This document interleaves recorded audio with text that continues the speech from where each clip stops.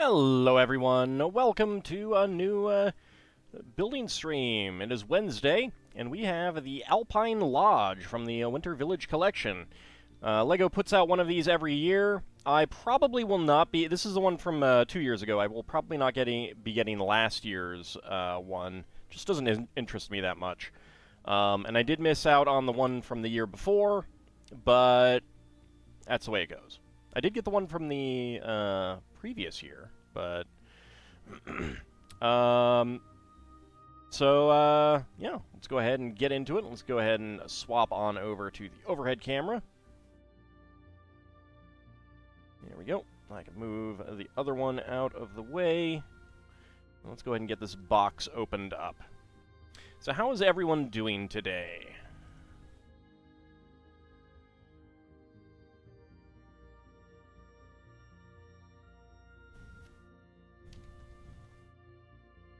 One of these. They don't usually use this this style on the boxes this big, I feel like. Howdy, little bunny. How's it going? Like a Swiss ski lodge, yeah. Yeah, that's definitely the look that they're going for. Sticker sheet. The instruction booklet is not inside a packet, interestingly enough. I'm going to just slip that in there because I am not going to be doing that. Alright, there's bag number 1, there's bag number 3, 9, 8, I don't know how many are actually in this, 5, there's 1, there's 10.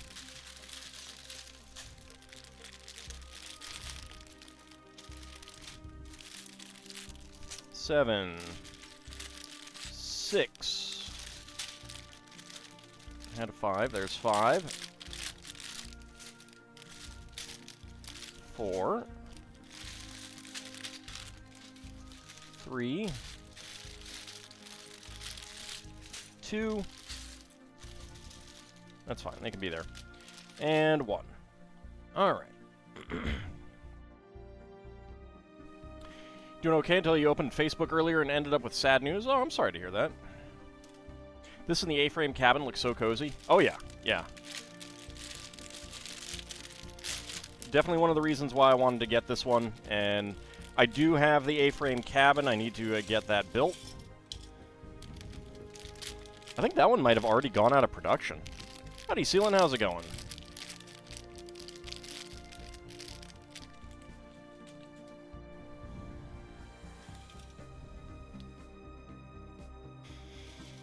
Alright, let's see. Get this opened up.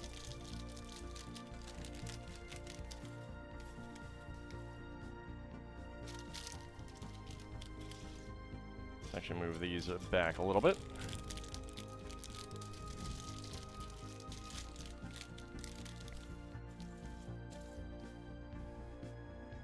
Come on, there we go. Hey, better than life not going. As they say, always look on the bright side of life.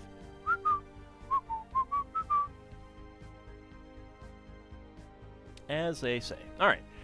Build together. Check into a cozy little Alpine Lodge for an imaginary getaway. Gather around the fireplace with your favorite people and celebrate the charm and fun of a snowy holiday season.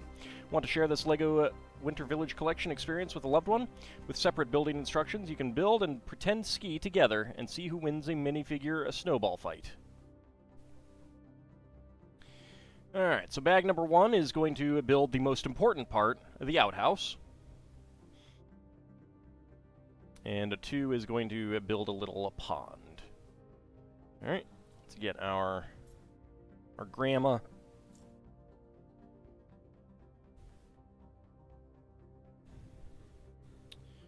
Let's see, there's her legs. You have a cuddly kitty on your lap. Nice. Howdy, Lord Canis. How's it going?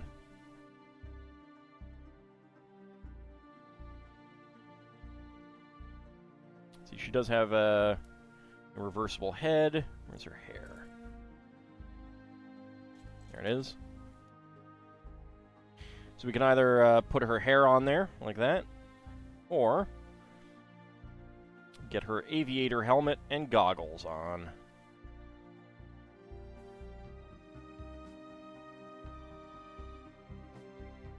Oh, did I miss that? Was in a good mood yourself until not that long ago, was sharing nerd lore with a community of nerds and got told off by the mods? Well, that sucks. I'm sorry to hear that. Like, why do they, was it like, talking about the wrong thing or something? That's silly. People aren't causing a problem and just nerding out. What? If you want to vent, go ahead. Is what I'm saying. Walls of text because you do tend to overshare. I mean, like that's a silly thing to tell someone off about. I mean, if there's enough conversation to warrant, like, the reason why I created a Magic the Gathering forum on the Discord, not because I don't like, you know, like, I wanted to segregate that out, but there was enough conversation there for it to warrant its own thing. There are enough people on the Discord wanting to talk about it that it warrants getting a place to discuss that. And like, they could do the same thing.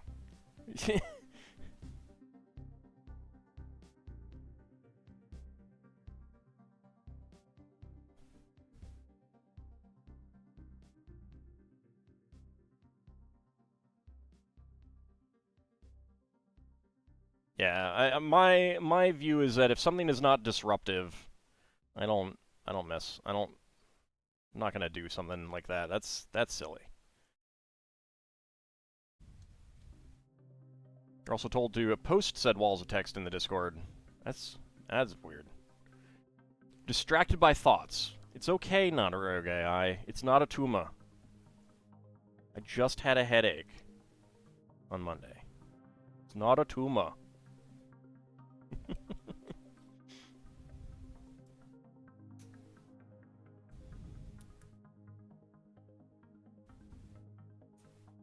I get being distracted by thoughts in general. Oop. Missed the slope down here.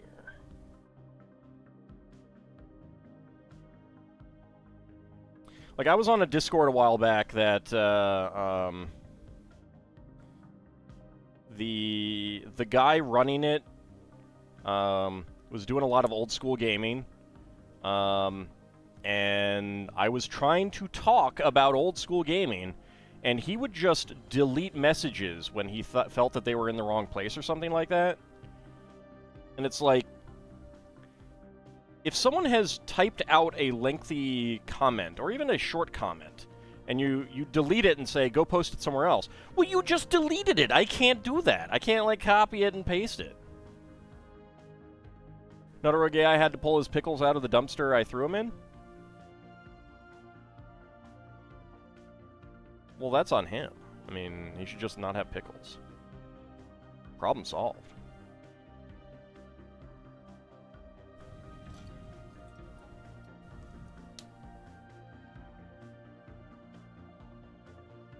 Like, some people were talking about something, and I was like, oh, hey, you could check this book out for some more information that might help you out. And he deletes it. It's like, excuse me, what? He has this thing where if someone posts a suggestion or an idea, he felt like they were telling him what to do. Like, he had a player who was playing an Earth Elementalist wizard, who was kind of complaining about the spell selection that he had, and I was like, you could give him access to some of the sand spells from Al-Qadim, and he felt like I was telling him what to do as opposed to, hey, here's an idea, you can take it or leave it. So I did not stay there after that. The guy was a real royal ass.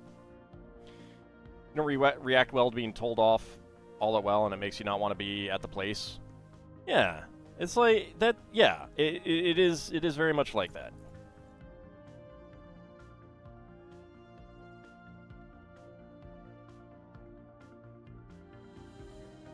I mean, the tone is really important. Like, sometimes someone does need to be told, you know, hey, maybe go do this somewhere else, and, you know, tone is important. If they were saying it in a way that came off in anything other than like, hey, you know, this place is a little bit more appropriate for that kind of discussion. You know, no need to delete it or anything like that. Just here's an easier, you know, better place for it. They need to be a little bit better about how they handle that.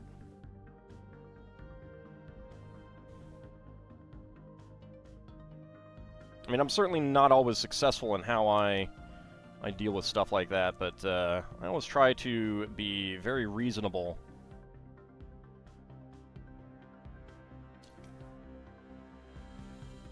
Howdy, Roval Jacks. How's it going? Stellaris OST, yes. How's the new year? Well, it's a little bit early to know. That's going fine for me so far.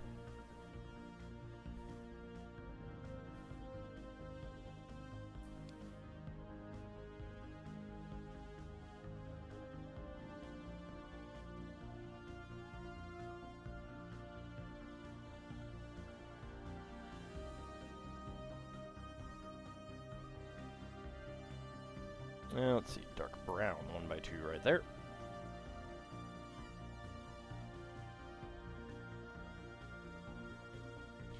So these ski elements, they used to have a little pair of double teeth there for hinges, and they do not anymore because they do not make those hinges anymore, and it's very sad. They probably would have used those on this a while ago to get like actual flexible front ski elements.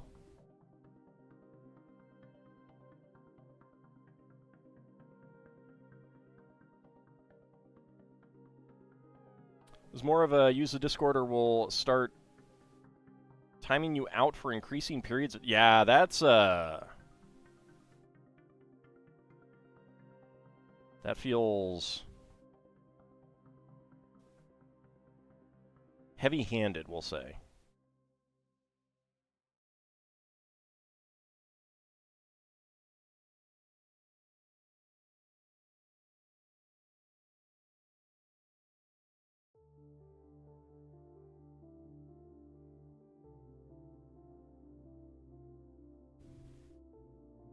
Trying to be somewhat more proactive in hobbies, printing and cutting supplementary cards for the old Lost Mine and Phandelver set.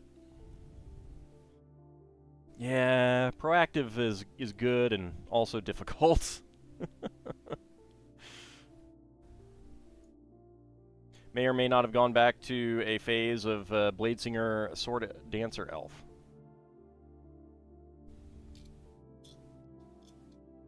Yeah, nothing wrong with that. You mean for playing, I assume?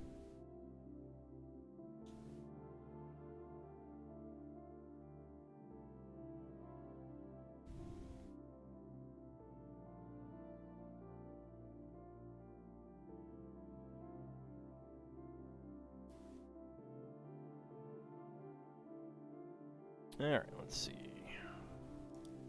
2x2 corner plates. Nice. I hope you have fun with that. We did line up some new players for Spelljammer, and they will be starting soon.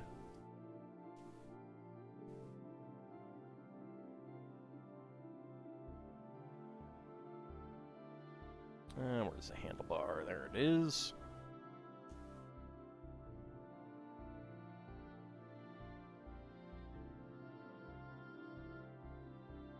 And let's get the super duper tiny windshield. for the snowmobile. Such an effective windshield, isn't it? Look at that. It's so effective.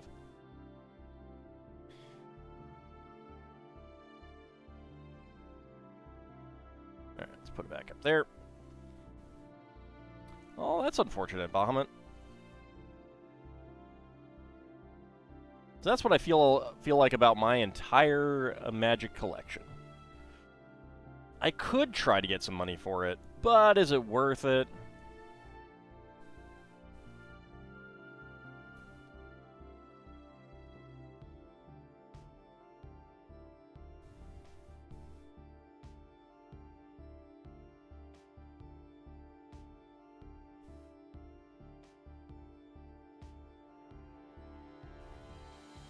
I've not actually had someone want to play a Blade Singer yet, which is actually kind of lucky because they have some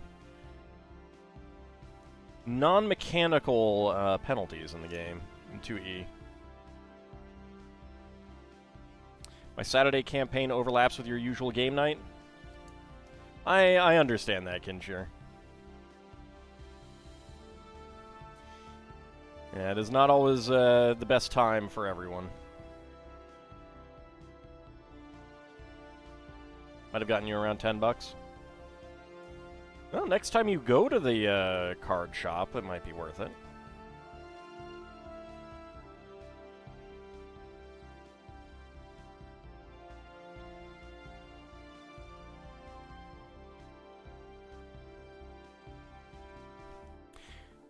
Two E-Blade Singers are pretty powerful, but they don't have substantial mechanical penalties. What they do have is just a requirement to basically always help out elves kind of thing. So one of their issues is that they would tend to drive a campaign. Oh wow, that's stiff. That is not a loose connection.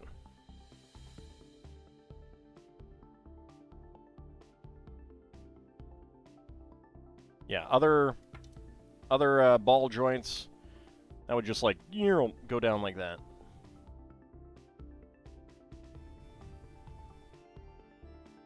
Let's go ahead and get her on there. Hopefully you can find a game group one day. You don't think you'd feel comfortable online in a non-play-by-post format? That's fair too. Might be worth checking out like a local game store or something.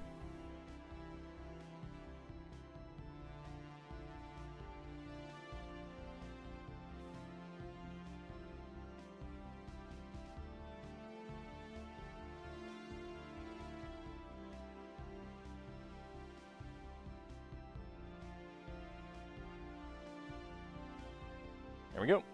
We got Grandma on a snowmobile.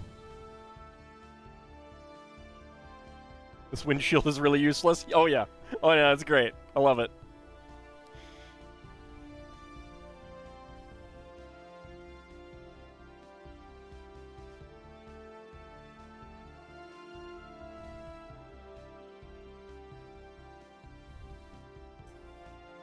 It's so good.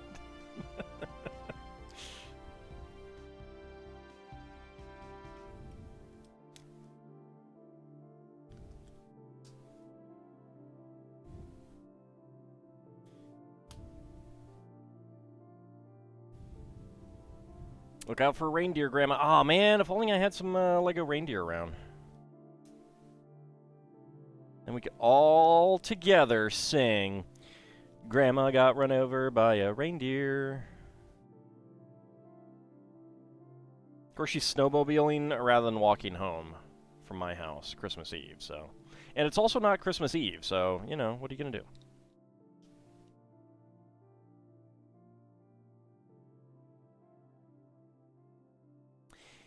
And the potty. Oops. That's not actually the right place for it. Come on.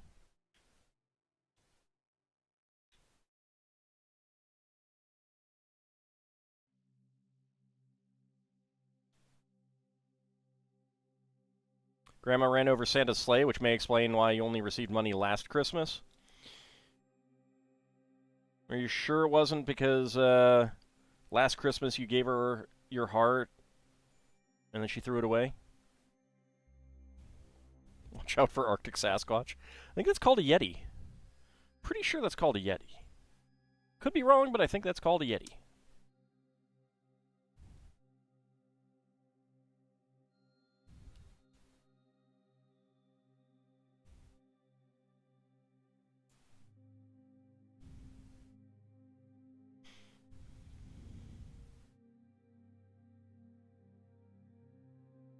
At least this outhouse does not require the use of a Sears catalog.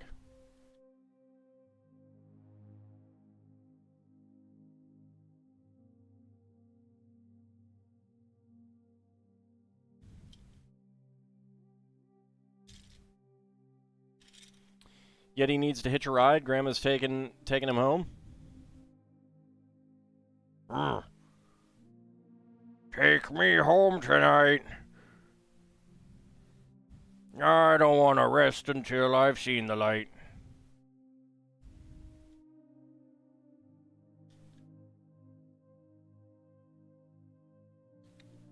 There we go. Got the sides on it.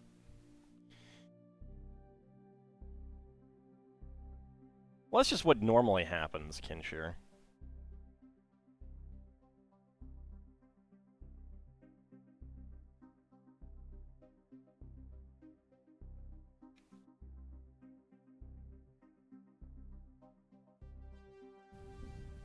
You want to see that as a video now?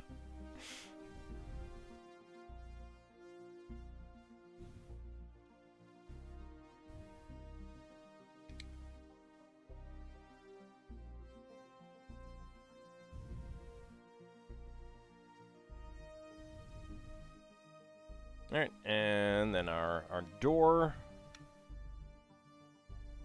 Oops, it actually goes back there. There we go.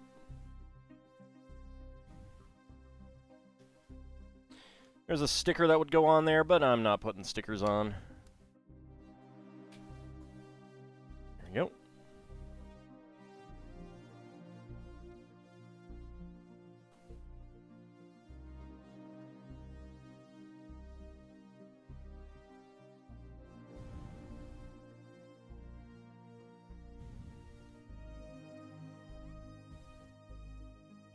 And get a hinge on top.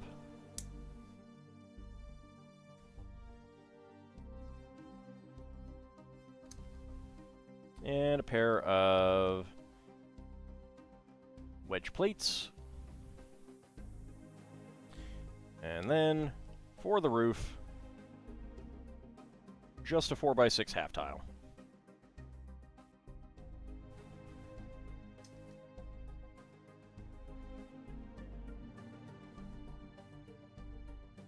And a little tooth for some snow buildup.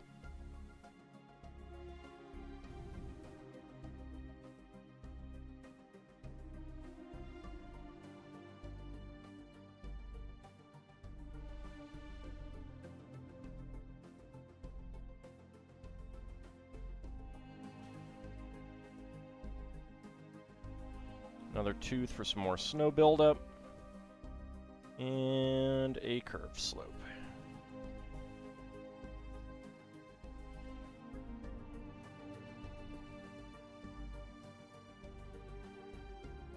Well, you may have used your physical gifts for other TTRPG supplements. You got Basic Fantasy and Castles and Crusades. Nice.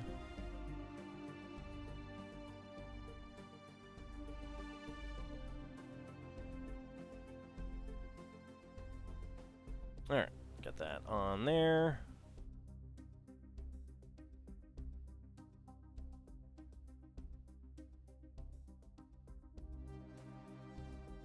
And that one there.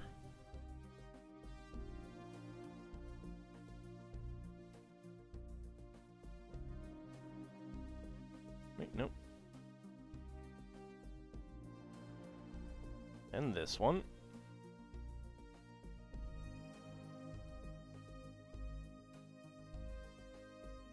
Then this one.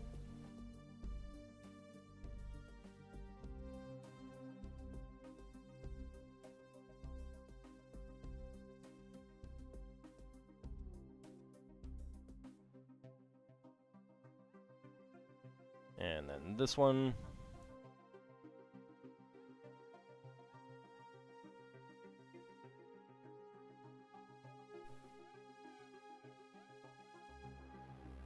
Okay, got our start of our tree. Now 4 white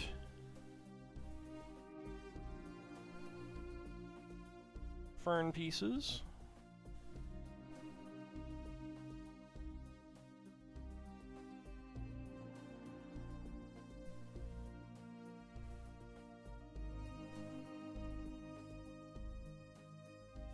And this one here.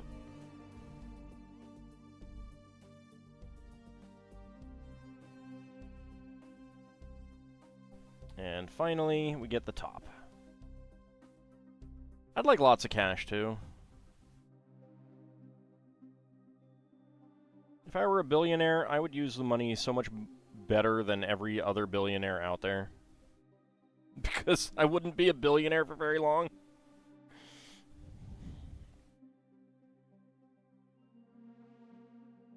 And be like, hey, you know what? Let's end homelessness. Hey, you know what? Let's end hunger. Oops, no money. But that'd be okay, because I ended hunger and homelessness. Alright, so our outhouse, complete with toilet and toilet paper. Alright, so spare parts. We've got 1x1 tile slopes in green, clear, dark brown, and dark green. 1x1 plates in dark gray, red, and dark brown. 1x1 cylinder plates with hollow studs in white and black. 1x1 cylinder plate in beige. 1x1 cylinder plate with bar in black. White 1x1 quarter cylinder tile in white. I think I said white already, whatever. And dark gray goggle visor.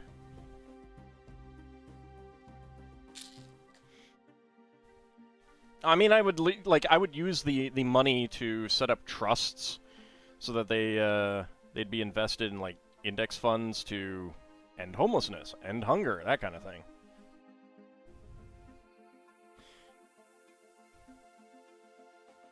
There we go. We've got Grandma on her snowmobile.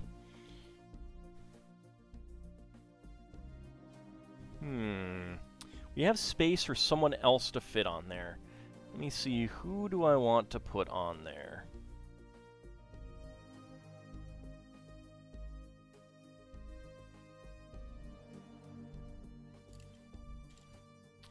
Who do I have that I can put on there?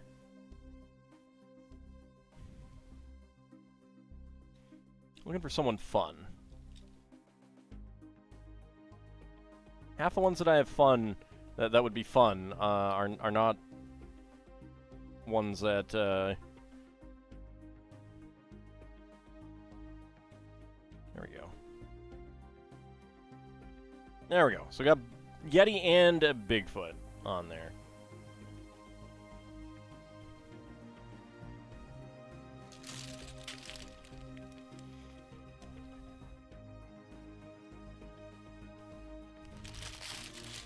Alright, bag number 2, Wendigo versus Yeti.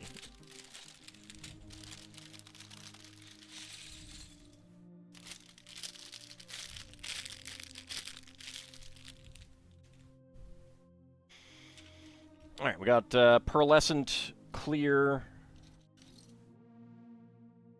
pieces for the ice. Let's get our minifig parts here. Is this a Canadian scene? No, it's an Alpine Lodge.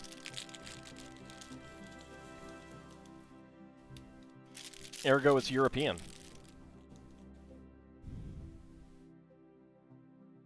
Oh, speaking of European, yeah, that is the parts. The Tudor Corner modular set is now available, and I have ordered it. It does come with a very cute little news kiosk gift with purchase, so I got that. Only Canadians play hockey? Yeah, I don't want him to wear the hat. It's not cold enough for that. He can have his hair out. Look, when I go out to, like, shovel the walk when it snows, I do it in short sleeves. Alright, so he can play some hockey. What is the velocity of an unladen European snowmobile?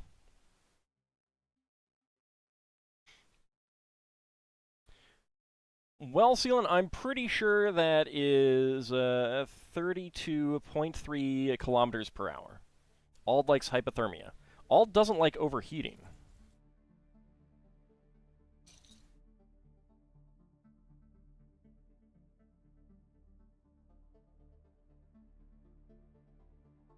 LEGO's own website encourages folks to surprise a friend in the outhouse. I approve.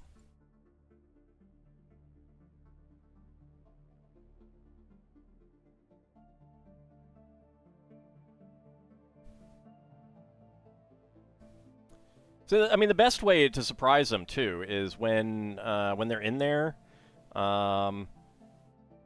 attach a chain around the outhouse and then just, you know, yank it so it comes down. Ah, perfect. Perfect joke.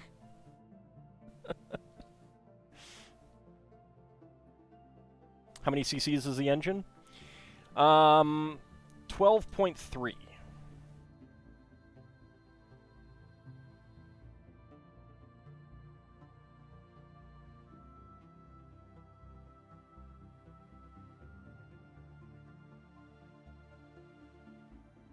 No.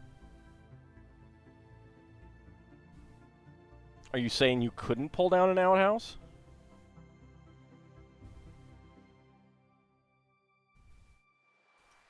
I don't know that those walls are super sturdy.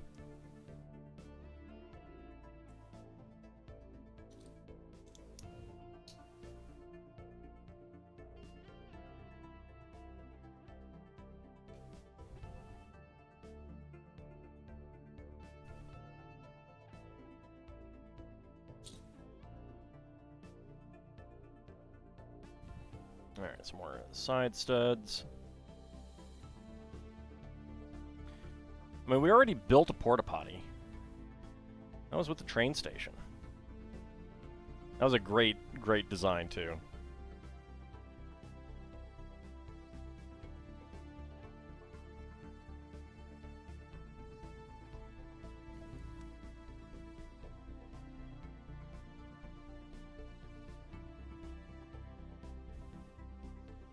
And I'm not sure what that has to do with what I was saying.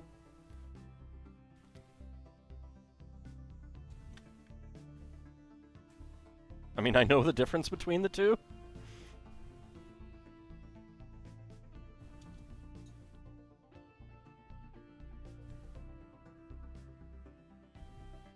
It's interesting that these have hollow studs and these have,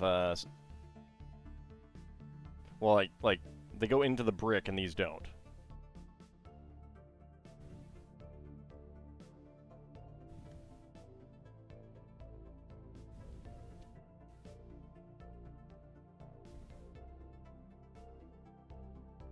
Hollow like our souls. Hey, speak for yourself. My soul is full of love.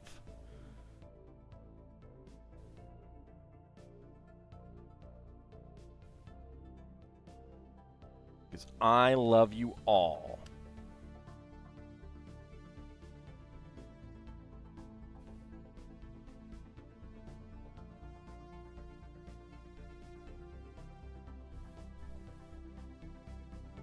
For various definitions of love.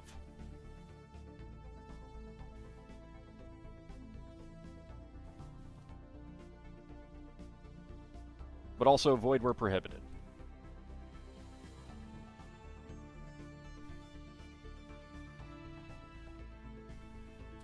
This is a frozen pond? Yes, it is.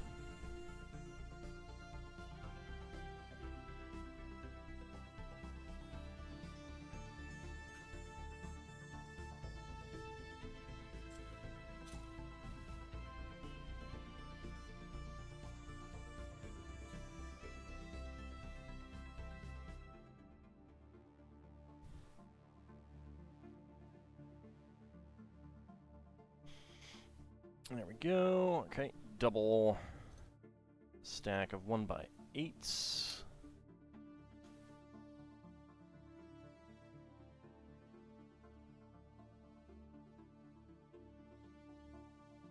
Old love is conditional upon the amount of looting that he can do? Not at all. Not at all.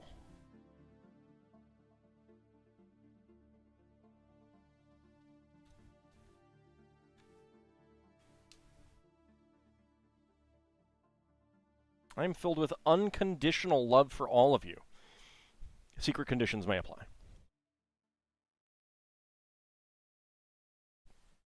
Outhouses could really use a heating element. I mean, I think there might be a heating element inside the outhouse, if you know what I mean. Okay, so we are doing that.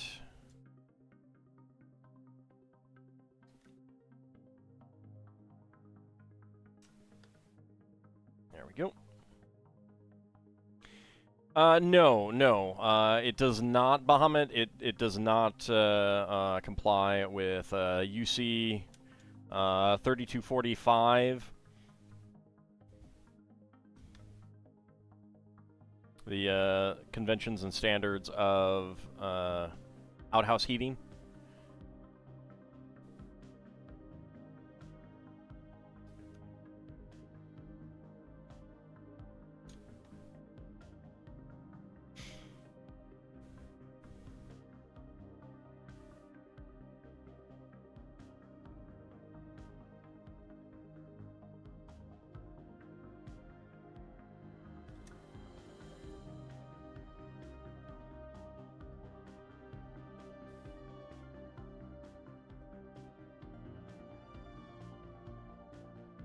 Let's see, 1x3 and a 1x2. Right there, right there.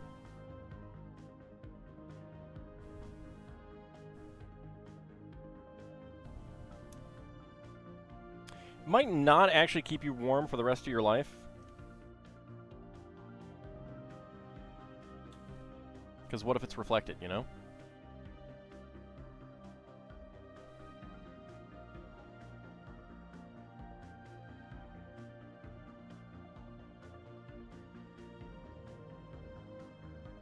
You know, it's interesting that this has white side stud pieces, but then it uses a whole bunch of gray ones.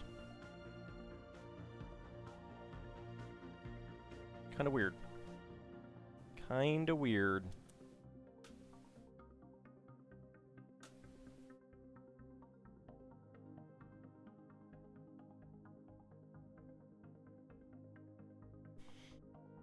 Okay, now some 2x2 curved slopes.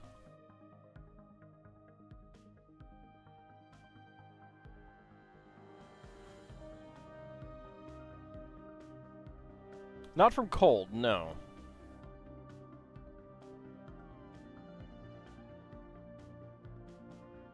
When we've had a really, really big meal of princesses, then yeah, sometimes we do.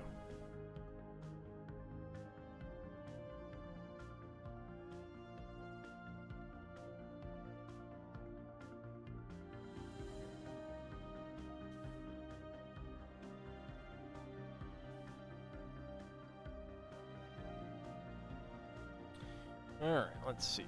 More curved slopes there. There. And 2 1x2s. Right there. And right there.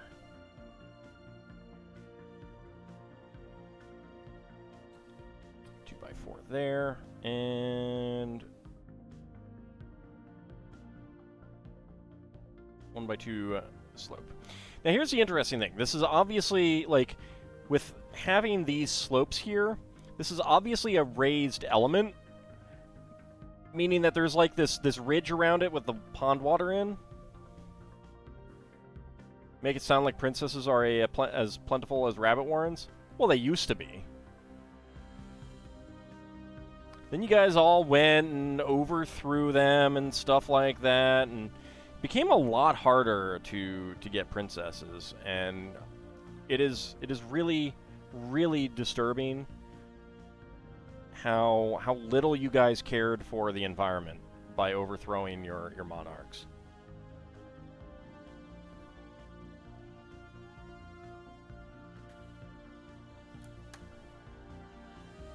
Just absolutely no environmental care going on there. Not one of you thought of the dragons.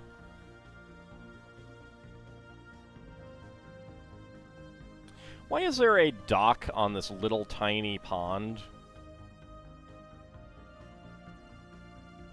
Like it's a pond. You can't go sitting on the dock of the bay.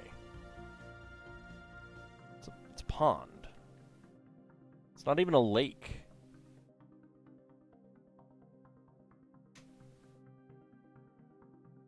Selective compression? No, I refuse. You can't use my own terms against me. It's not allowed.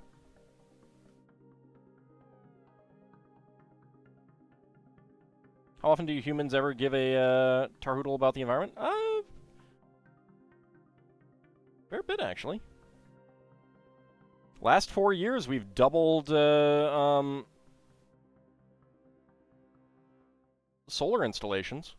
That is incredibly significant.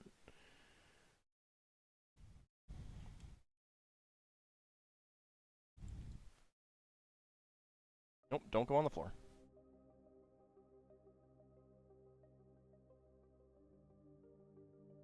We got some chains.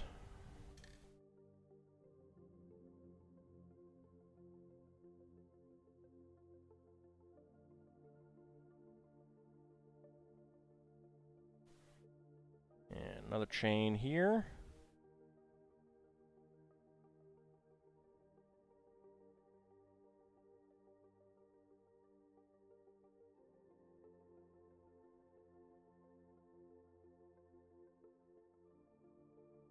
And white 1x1 cylinder tiles. There we go.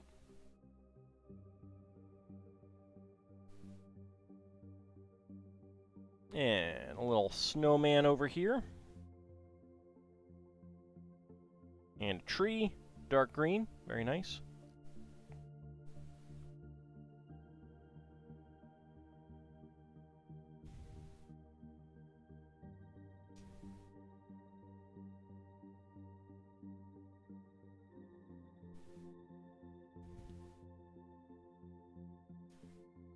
All right, we got a bench with a $100 bill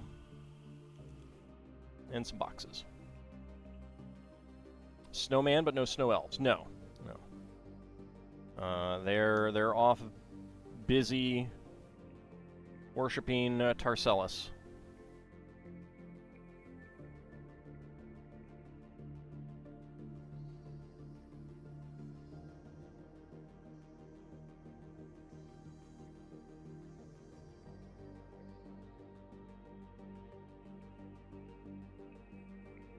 There we go. Got our ice skates in there. And now for a tree. The new team battle game out called Marvel Rivals, but it confuses you. Why would anyone willingly choose to play anything but the cute land shark?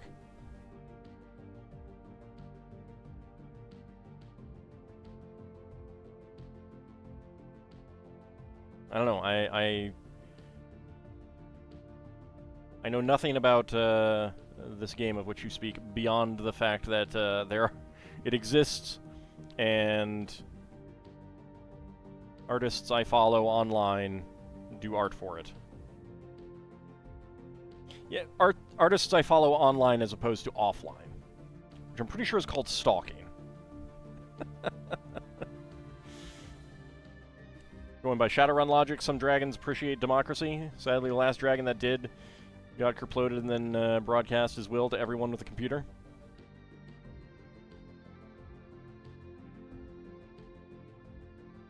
I mean, what I'm saying is that you should have democracy, but elect a monarch who then has kids, thus they would be princesses, so that we can eat them again. Like, there just aren't that many princesses left. You guys would just elect kings. You don't even have to elect them for, like, a whole lot of time. Just elect them for, like, you know, a couple years. And then their daughters would be princesses, and then there'd be a sustaining amount of food for the dragon population. Need to change my diet to include princes and lords? Ew, no. It's grody.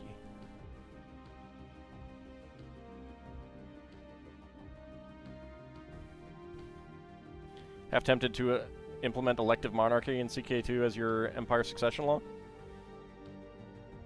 I only do that when I'm kind of small and have good control over my vassals. Once I get large, I tend to go for something like ultimogeniture. So I'm always inheriting as the youngest.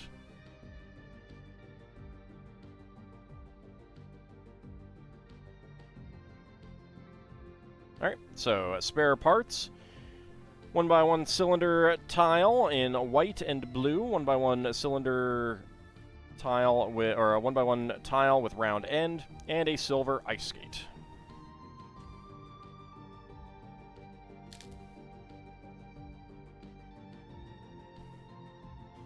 Elective monarchy annoys you the number of times Cyprus tried to vote for some other ruler in CK3? Yeah, like, if you can control your vassals, elective is great. If you can't control your vassals, elective's terrible.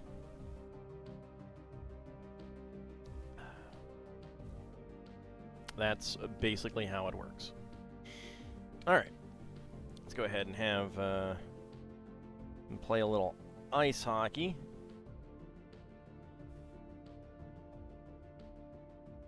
Alone. On a tiny pond.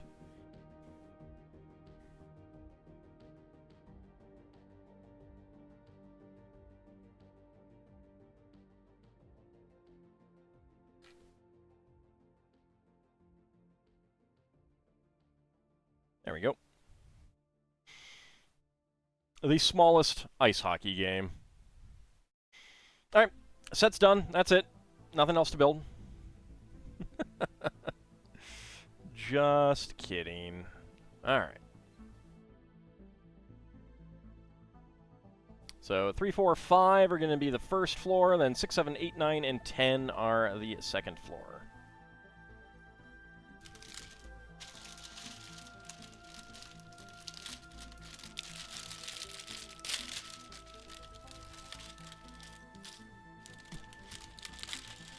I mean, if you're playing around, then by all means. Obviously. It's always good to try them out and experiment with them. So you can have an intimate knowledge of how much they suck.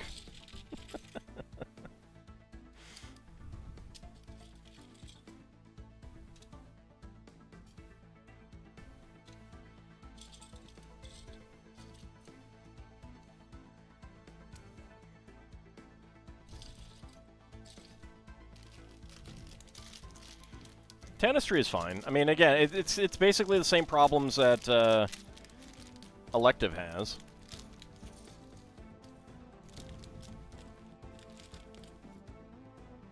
It is I think it's a little bit easier to control.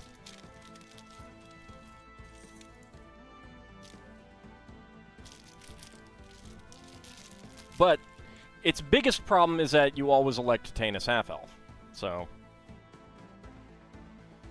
if you're okay with Tanis, then you should be okay with Tanistry. Just finished Minotauring up.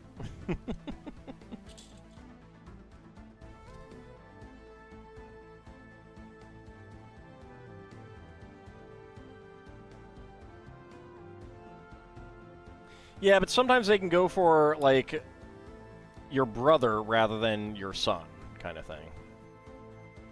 Right. I do like these hats. Nothing unique about that outfit, though. But that's okay.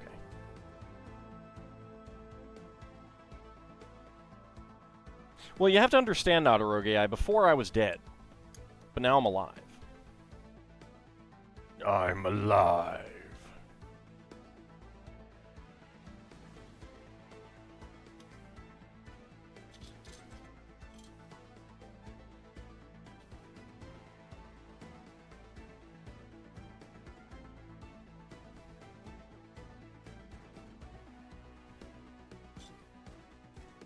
Well, no, I don't want to get shocked. Alright, flip it over.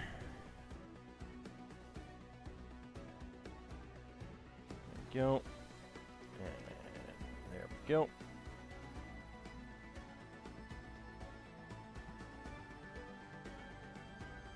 Well, you only just now noticed, Lil Bunny? You want some cake? Delicious cake?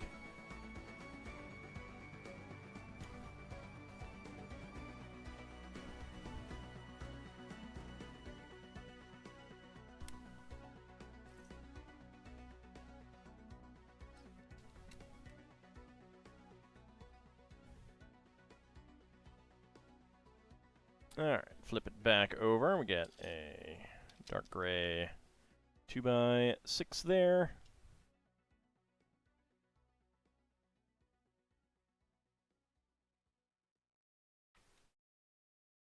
It's a delicious cake, though.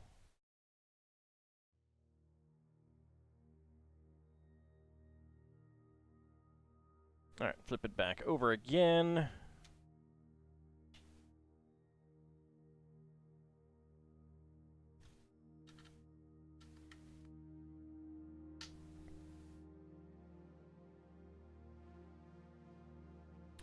The Washington Post weather section talked about the chance of snow basically next week, early next week. Weekend going into Monday, I think. It's like a 30% chance for 6+ inches.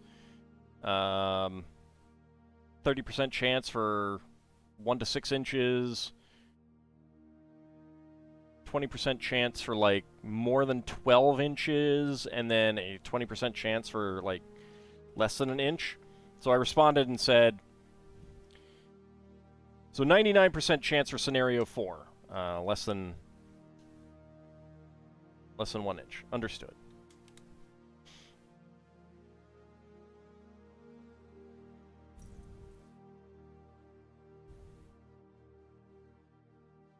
Because we really do not get snow here very often anymore. It is sad. Very, very sad. Very, very, very, very, very, very, very sad. What's snow? Lost like 90% of the snow right now that you got over the last few months. Got a little bit warm up there, huh?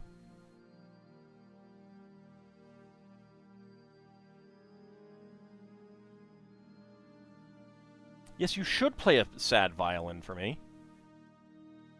I expect that. You deserve it. Because I deserve snow.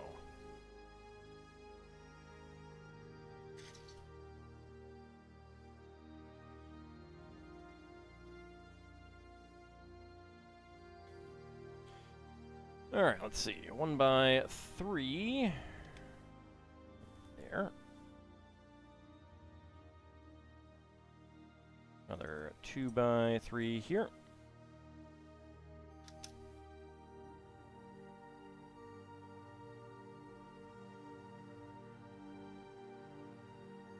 Wonder what an ice violin would sound like. I don't know that you could make an ice violin.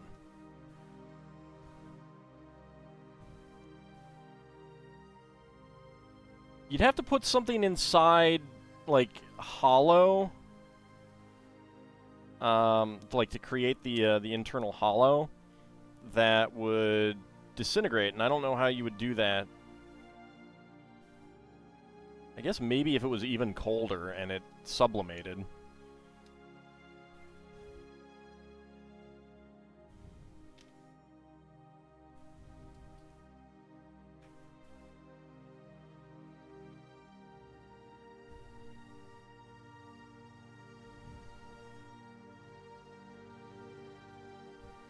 I mean, I suppose you could make, like, two halves and melt them together.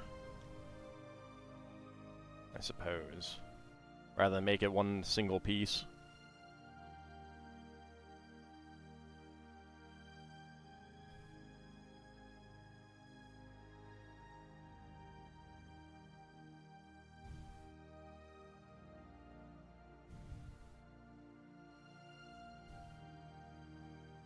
Candace Rufa is subscribed to Tier 1 for 62 months. Thank you very much. I really do appreciate that. How's it going? Wouldn't a golden fiddle weigh hundreds of pounds and sound crumby? Exactly.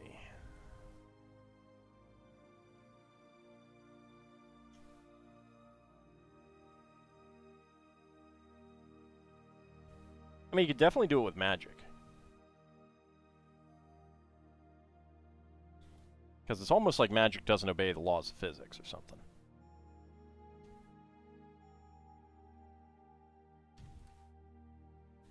Or something.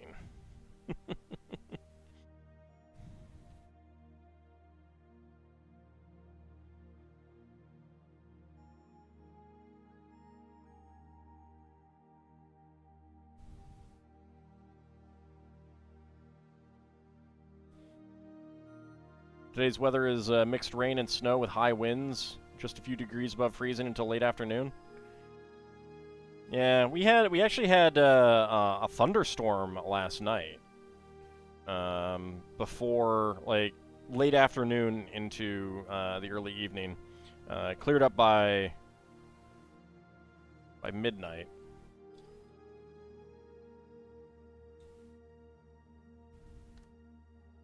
But that was interesting. But I mean, it's winter. There should not be thunderstorms without snow, so that we can have thunder snow.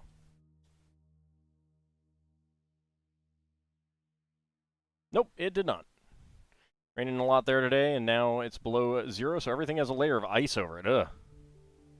That's not fun. Good excuse to just not go out.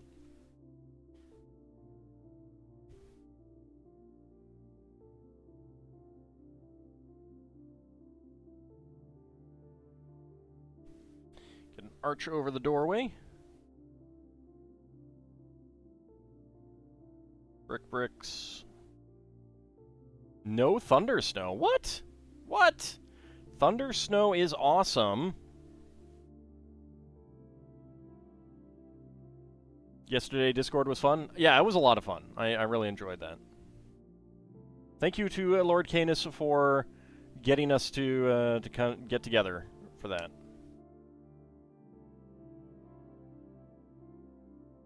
He's responsible. He's to blame, not me. Alright, turn that around and get the door here.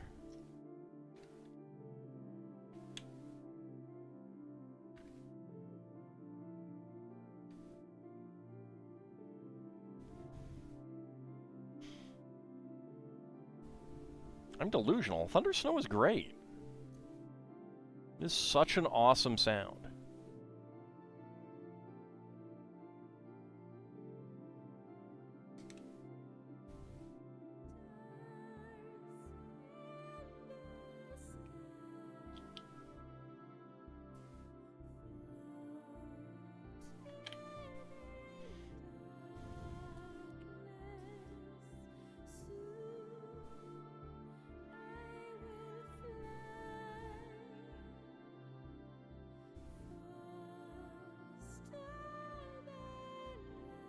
There we go. Get that in there.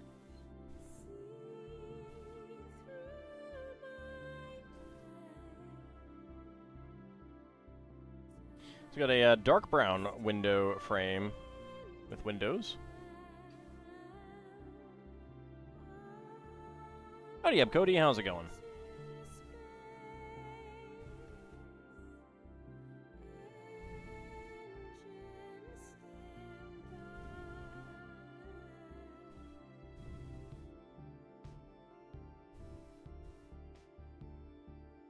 Brown. down one by one right there.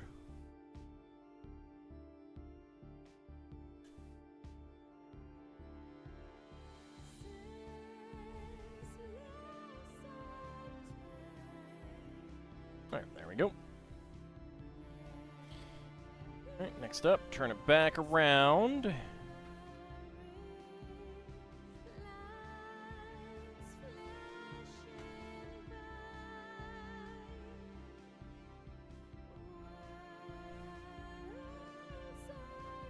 Alright, brick there, and there we go. Alright, nice gray stone building. I do like the arch over the doorway.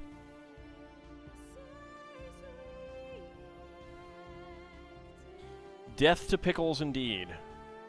Slay all the pickles. Pickles deserve nothing but slaying. And I don't mean the bells.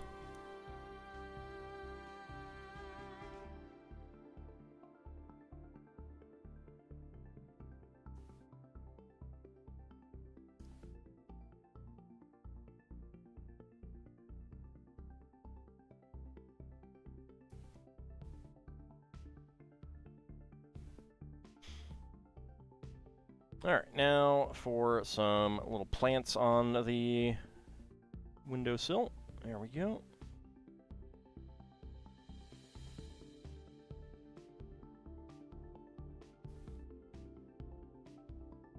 There we go. Some nice shutters there.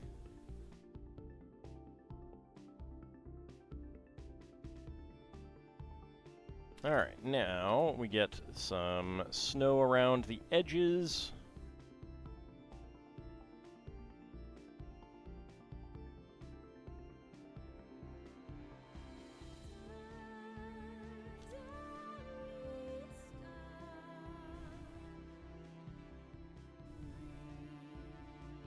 There we go. Some stones out front.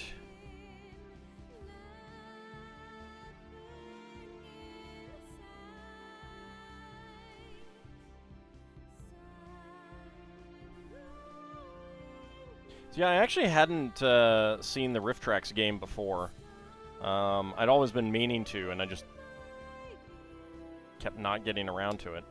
Lucked out that it was on sale last night.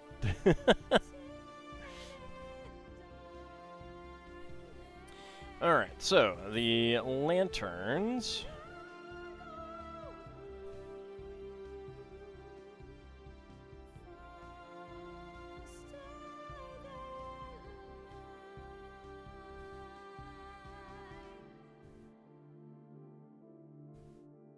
Okay, stick that through. Let's see. Alright, let's see if that is too much. Nope, that should be fine. Alright.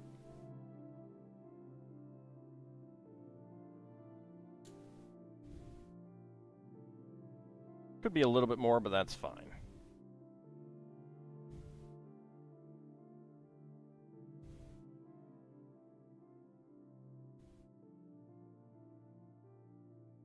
There we go.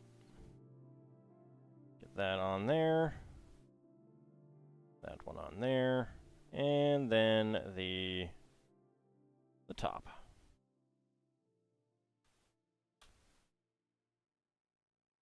Alright. Nice pair of lanterns out front. I like the design. They're very nice. Very cool. Alright. So, spare parts. We got a gray and beige 1x1 cylinder tile. Black 1x1 peak, pyramid peak slope. Black 1x1 quarter cylinder tile. Red 1x1 plate flower. And black 3L bar.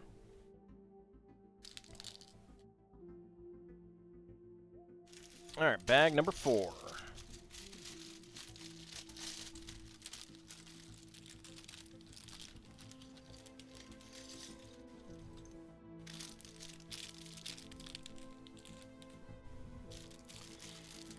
Alright, with all this trans orange, I'm guessing that we're going to make a fireplace. That would make sense. There was talk about a fireplace.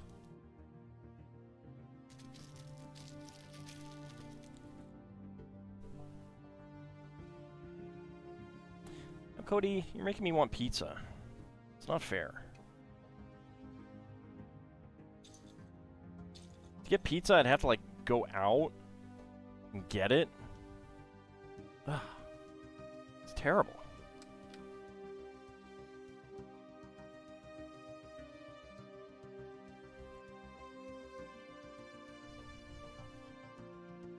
I shouldn't have to go out and get things.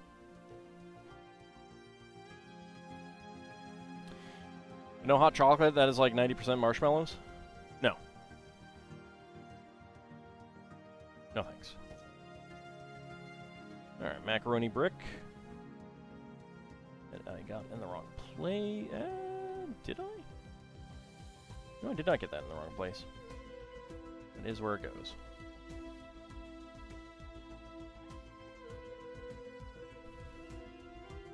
Two people-y out there, yes. Yeah. This is a gigantic fireplace.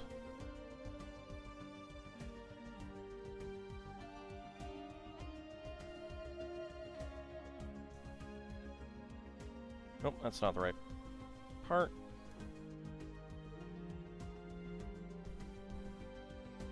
Oh, actually, that is the, we don't want a trans piece, we want a log right there.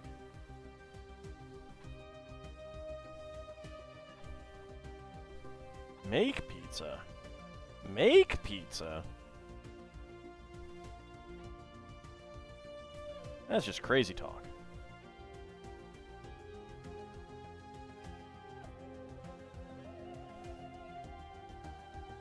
What do you think I am, made of energy?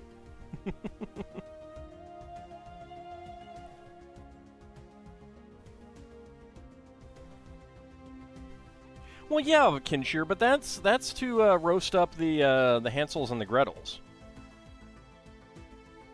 I'm assuming there's no Hansel and Gretel here.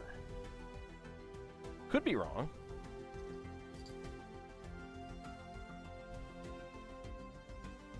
Mmm, delicious Hansels and Gretels. So tasty.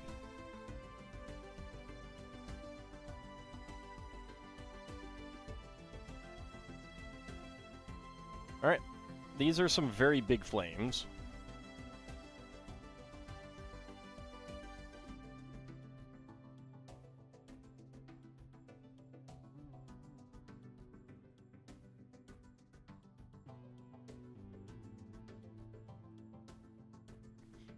Like, if you don't have Hansels and Gretels, then you really don't need a hearth this large.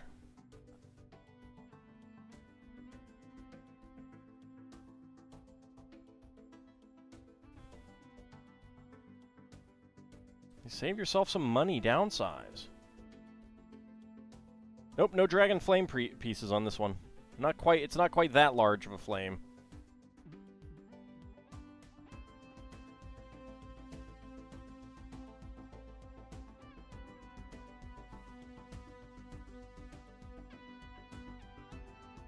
Alright, let's see. 1 by 2 by 2 right there.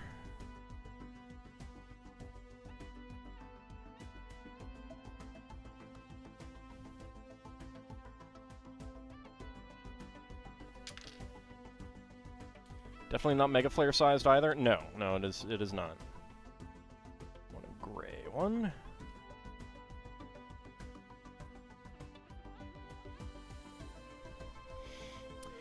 Well, I guess we know what why Grandma's bringing back Bigfoot and Yeti. Oh, we're gonna be eating well tonight.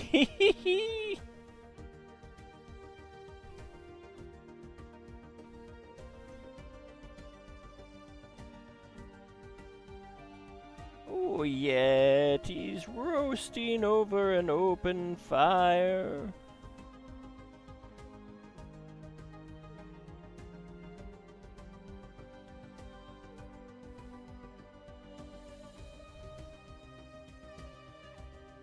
Oops. Nope, I want to go back there and there. we go. Okay, 2x2 corner. Brick, brick.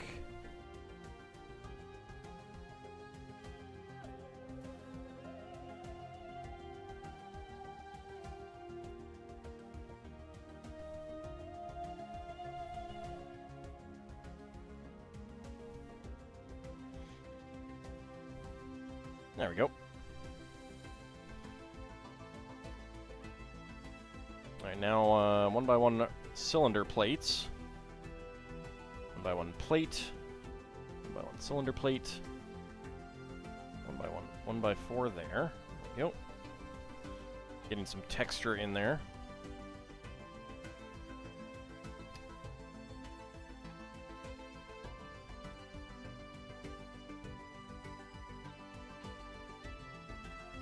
Alright, 3x3 here. This is for the mantle over the gigantic fireplace.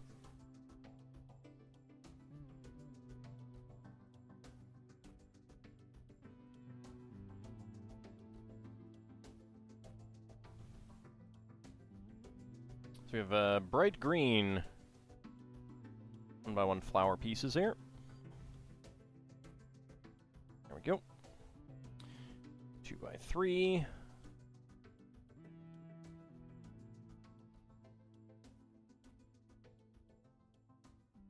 I don't think they've hung the stockings with care, though. That does seem to be lacking here. Get that there.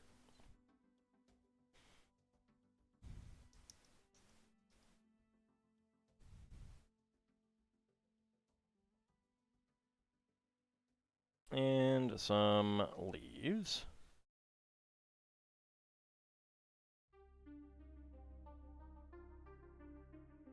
And there we go. All right.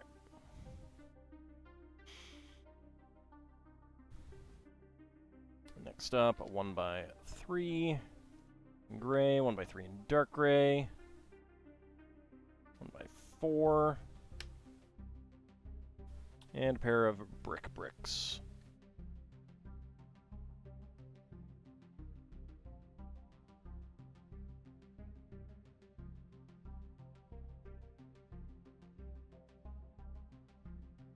Boy, are they going to be eating well tonight. Yeti and Bigfoot. So yummy. The episode of FF9 this morning made you tear up? Yeah, that's an early part of the game where the game kind of lets you know that there's going to be some feels.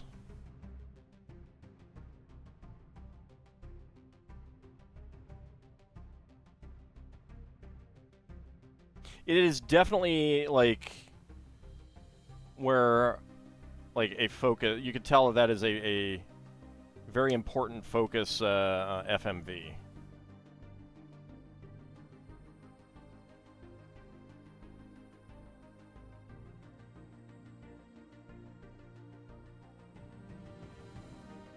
we go.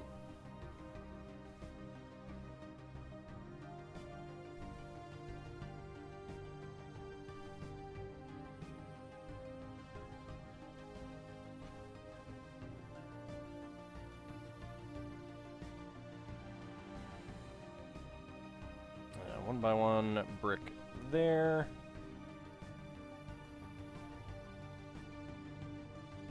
Brick, brick, brick, brick. 1x2, 1x1 plate. You have no feels. You are an automaton. Ignore any affection for your furry family. Oh, I know you have feels. Okay. So that is the fireplace done. This gigantic fireplace. Well, you know, we need a lot of space.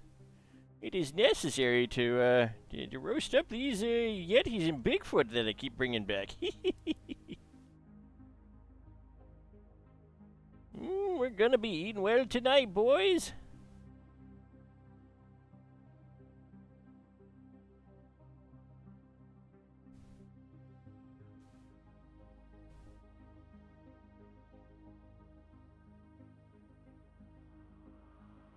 1x1 to 1x1 brackets.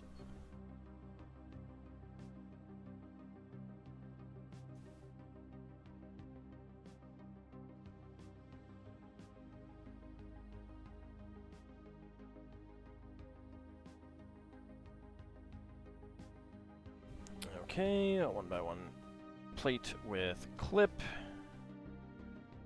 tile, and tile. And 1x1 cylinder plates in black. Need the big hearth for roasting an ox? Oh, they're not going to roast an ox. They're going to roast Bigfoot and Yeti together.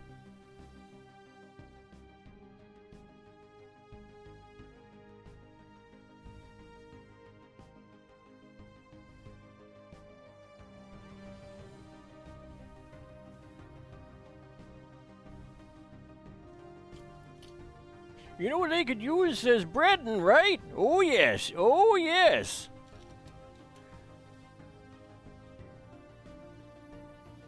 Alright, get that right on there. Together forever and ever and ever. In my belly. Yay, Yeti. Wow, little bunny just going and cheering on the Yeti feast there, huh?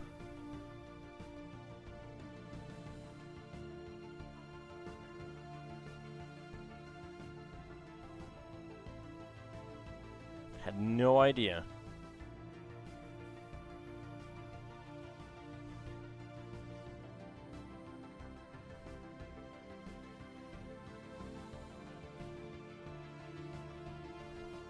Right, then that gets right in there.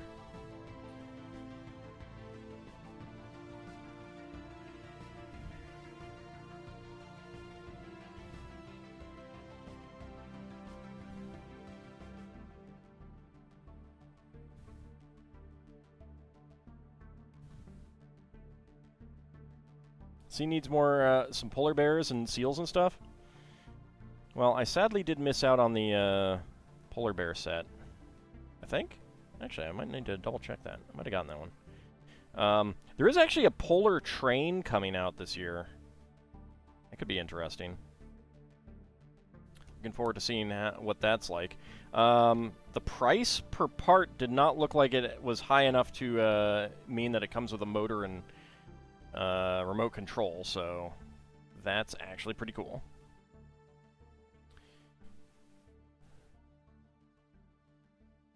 Alright, dark brown in the middle. Not gonna miss the polar bears? I mean, they're expensive. You've never seen a polar bear before. Neither have I, but I also have not been in an area that is frequented by polar bears, so I think that may, potentially, possibly explain it. Maybe. Alright, so we've got a wood pile right there. Howdy, Mad Martin. Correct, yet. I have not yet seen a polar bear. I fully expect them to come by because the bears are out to get me. They are plotting humanity's downfall, and I am all that stands between them and success. So, I do expect it at some point. Alright, spare parts. 1x1 cylinder plates with hollow studs in trans orange and dark gray. 1x1 tile slope in white. 1x1 cylinder tile in dark brown and brown with a log print. Gray 1x1 plate. Dark orange 1x1 tile with round end. Trans orange candle flame. And bright green 1x1 plate flower.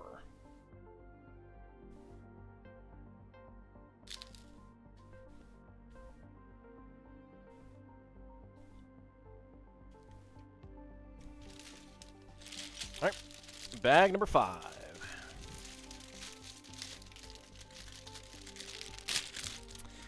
Ew, Bahamut, don't put the cookies, cake, pizza, and brain together in one meal. Can you believe that, Mad Martin? He's trying to kill you. All of those together, that's just gonna... It's gonna kill you. Be careful.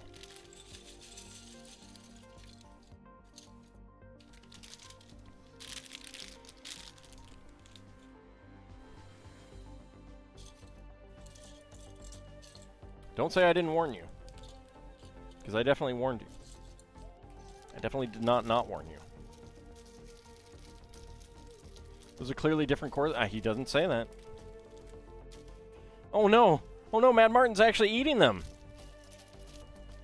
Can I have your stuff when you die?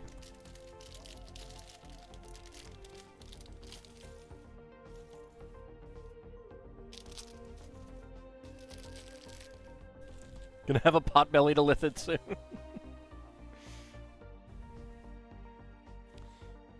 Alright, let's see. Let's get our minifig made.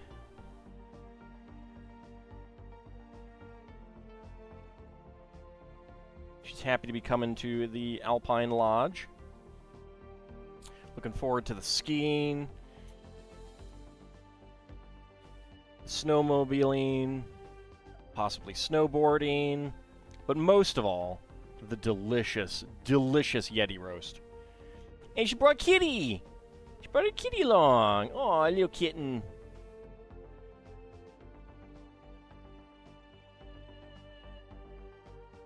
Here we go. She brought a little kitten along. Throws a pickle at me. Wow. That's rude. That's assault with a deadly weapon. Yay for more kitty. Indeed. Yay, kitty. Kitty.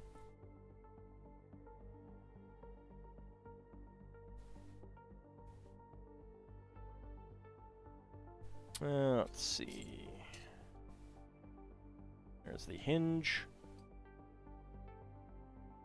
And one by one tile slope. And one by one round top.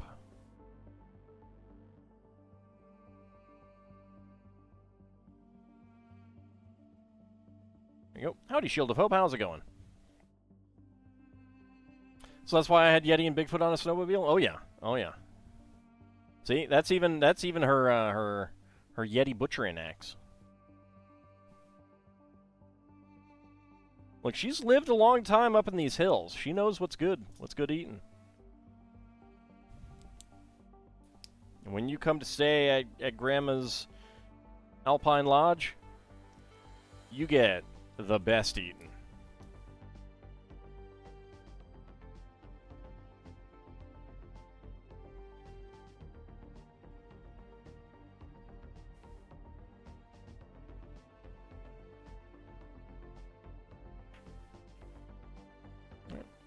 A little roof over the log pile there.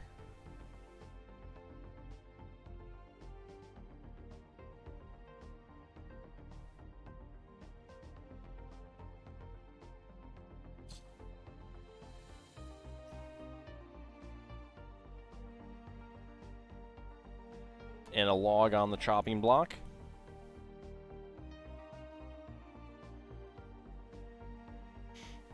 Seems like an interesting story premise there.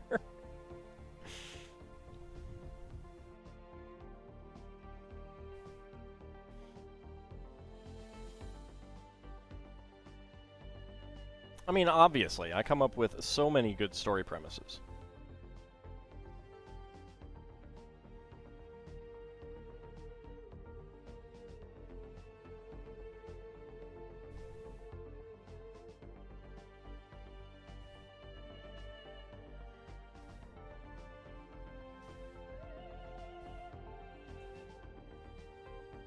Why aren't I a book author then?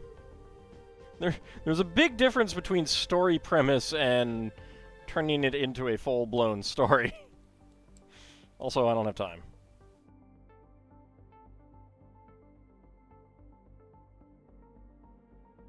Writing is hard, yes. Writing is a skill. I do not... I have the skill, but I'm not very good at it. In terms of, like, the actual process of writing.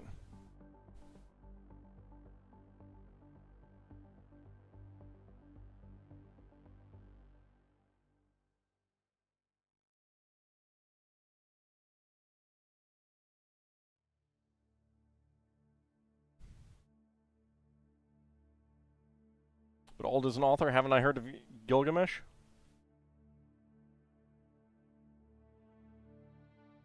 He was pretty tasty, actually.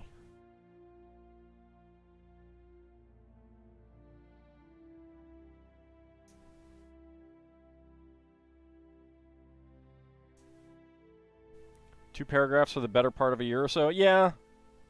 Yeah, I get that. It helps to do it without distraction. I will say that. Have ninjas attack?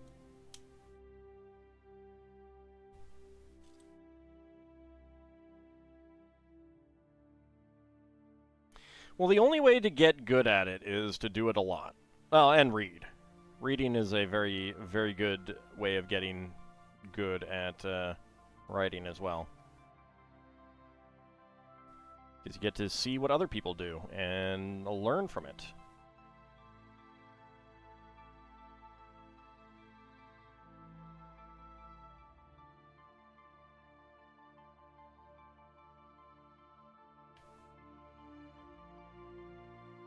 Why is there this slot back there? Feels like a waste. Happy New Year, Anghammerand. How's it going?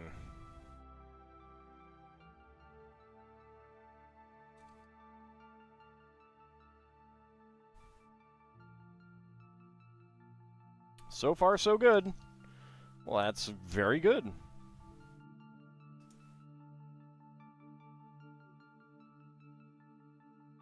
Alright, 2x2 tile. I'm not going to put the sticker on. And a pen to go into the little pen holder there. And that would be the logbook.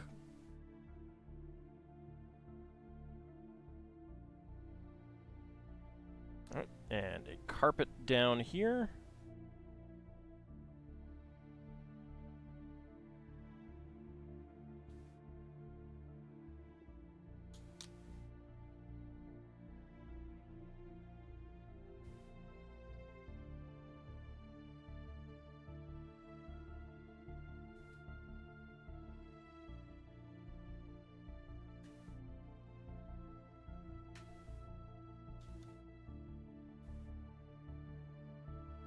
But yeah, like, writing is more than just the completed product. Writing is also the process of doing it.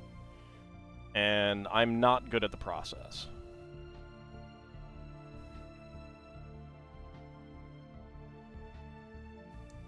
I think my results are good, but the process is my problem.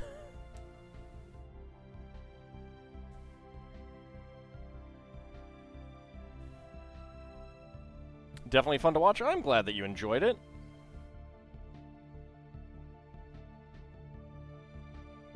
But the AD&D blog looks good. It does, yeah. Like I said, I'm good. I'm happy with the results, but getting there. Anytime you make a serious attempt at writing, you get maybe 50 pages in, and the energy for it wanes. Yeah, you really, really have to do it, and it is, from all reports, not fun to actually like write a book.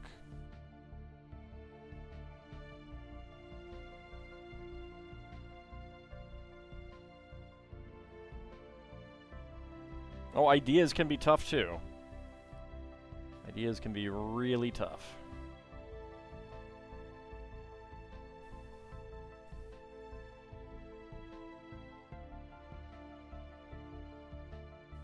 But I'm actually 2 deities away from finishing my Monster Mythology project, which I started in 2010.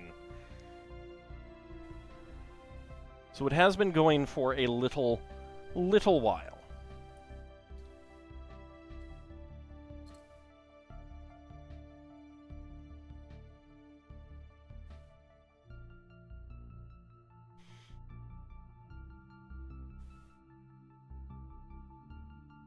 Thank you. I'm pretty excited. Of course, that just means that I then move on to more stuff. Like, expand the project more, or take on a new but similar project, or something like that.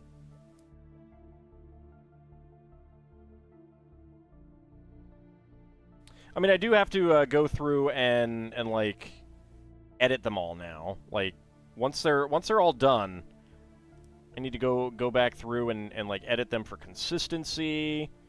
See if I still like the way the things that I wrote way back when. Like, some of the oldest ones, they feel a little bit rough going and reading them today.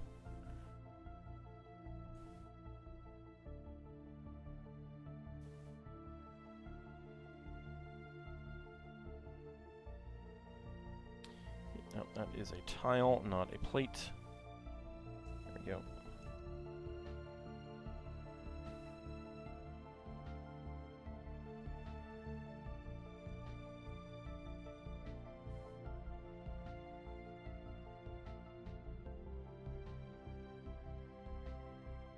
But, you know, that's for later. Who needs consistency? Not like TSR ever cared? They did. It just didn't always succeed. And it certainly depended on the product and stuff like that.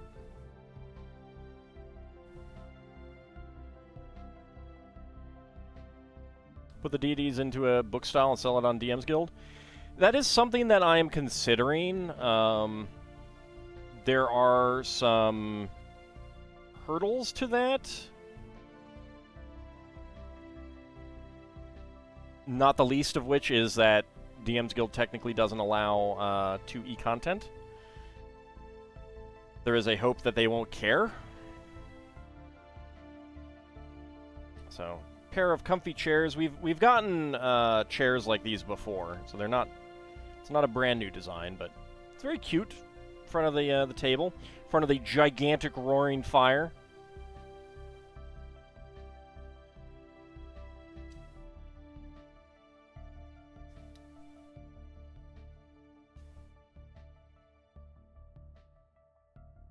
Oh yeah, no, I would not do it as one big product.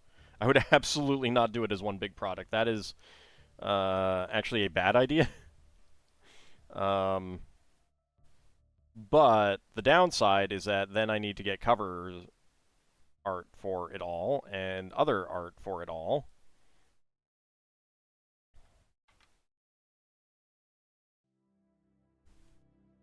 So that would not be cheap.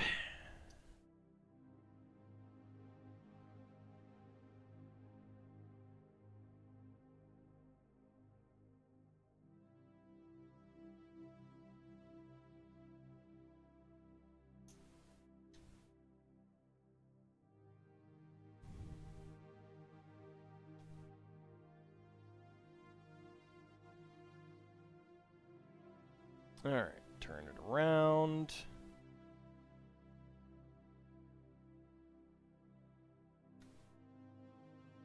One goes right there.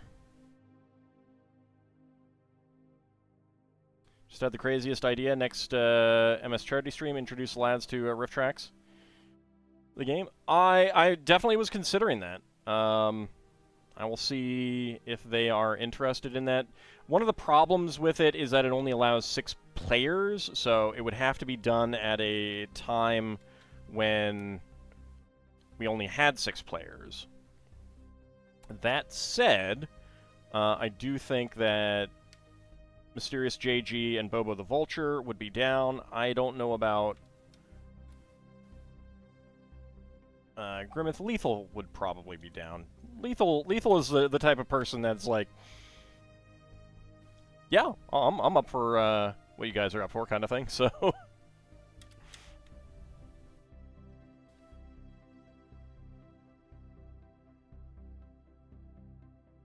Million-word books are highly lucrative. More words equals more quality. Everyone knows that. If only.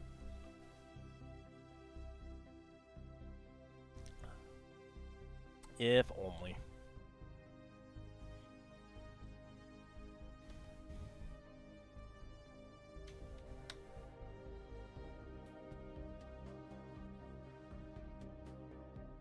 Interesting tiling here.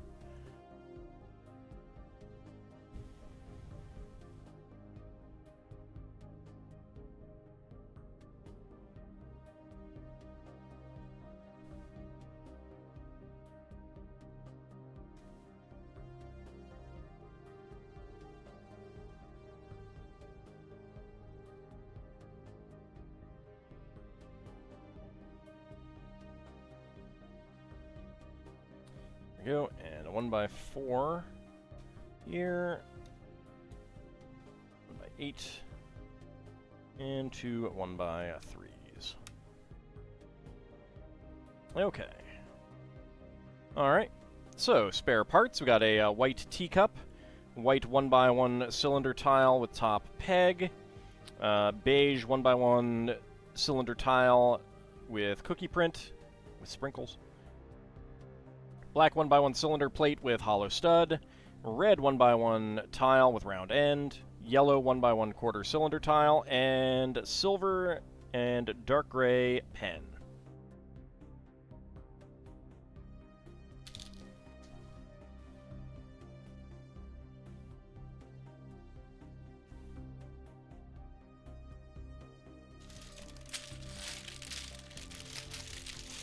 Alright, bag number 6.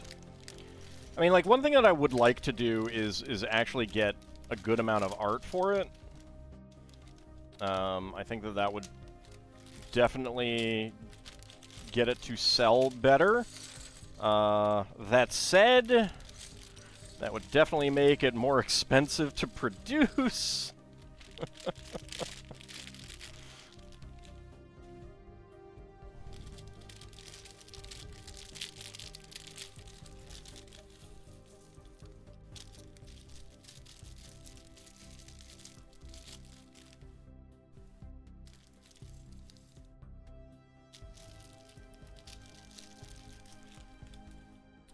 But I would definitely need, like,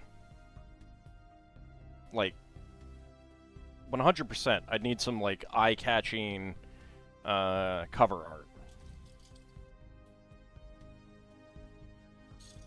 That would be pretty crucial.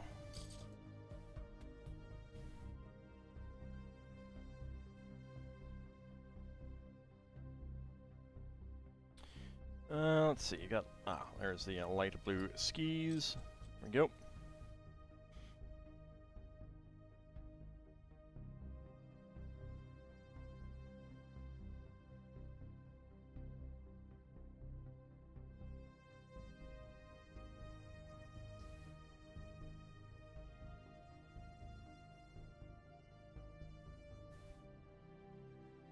Yep. Out skiing about.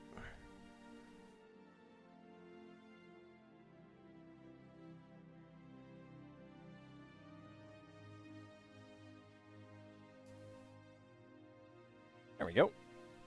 With a backpack, too.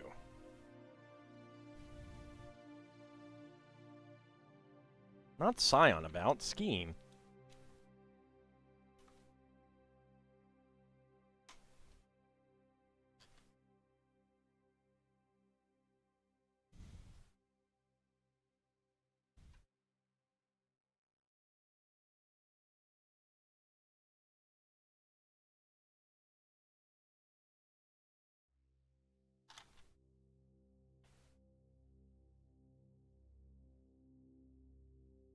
There we go.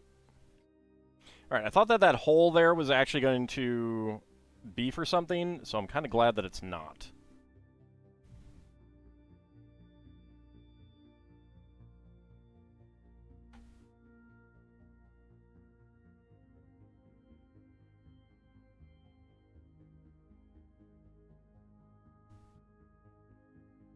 Alright, there we go. Now, 2 1x4 plates.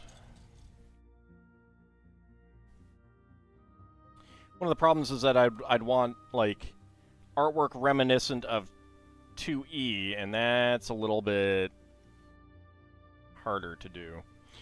Might be possible to make your D&D book edition independent and have a supplemental appendix for the various AD&D stats. Just a thought. If I was going to try to do that, what I would do is leave all of the AD&D stuff intact and have a section for converting it to another edition. Because the AD&D stuff is the core element of it.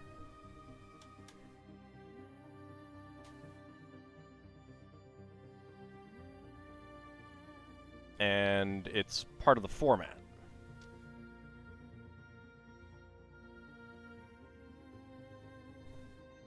These are 1x4s. Okay, I thought it was a 1x8.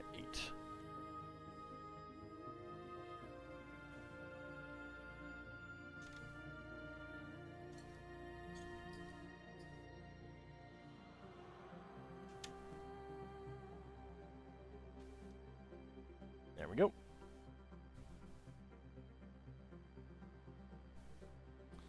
Alright, let's see. Well, I'm not at a point yet where, like, I don't even know if I'm going to do that.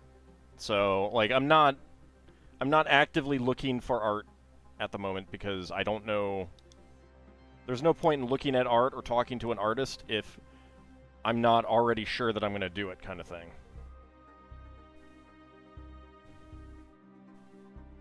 I wouldn't want to talk to the artist and then not follow through. Change from hit dice really makes conversion challenging on purpose. Well, so like, I would not convert every single element.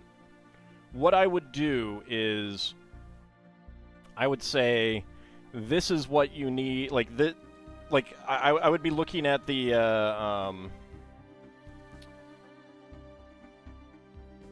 way priests are built in 5e, and just give that information.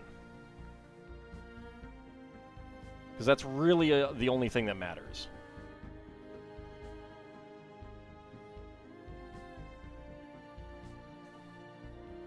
Edition-wise.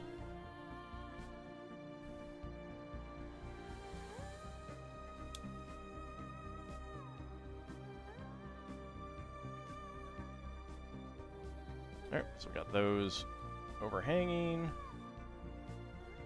Get that there. So it makes for a nice, nice log cabin look there. I like that.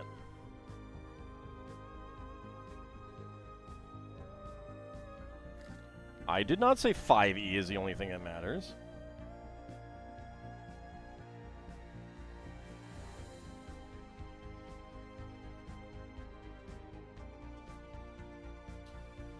Very rustic indeed, yeah.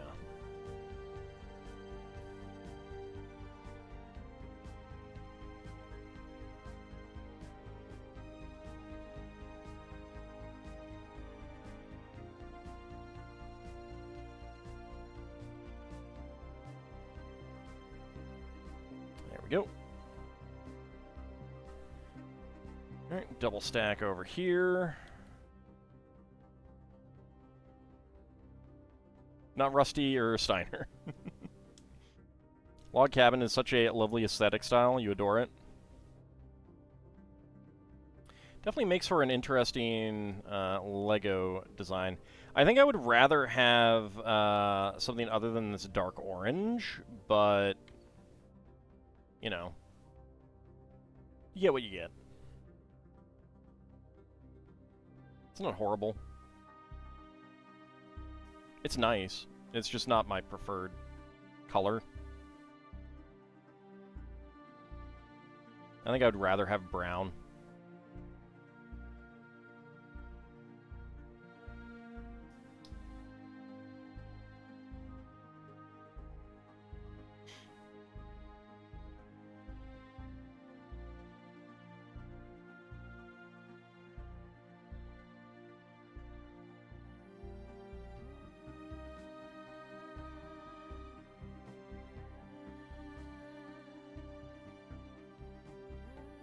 Too attached to basic earth tones? No, I'm not.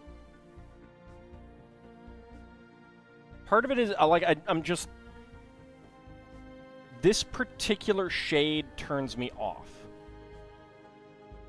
Like, that's part of it. It's just that shade I don't particularly like. Like, I don't hate it, but given my choice, I'd go with something else.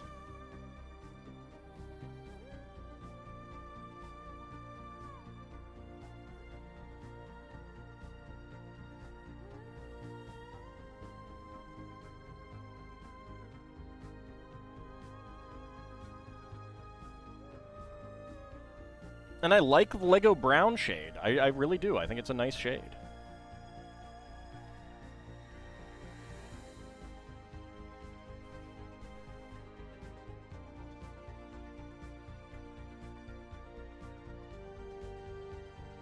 Whereas dark brown's a little bit too dark, kind of. Although as a log cabin, I think the dark brown would probably look a bit better than brown, because it does tend to be a lot darker for the logs.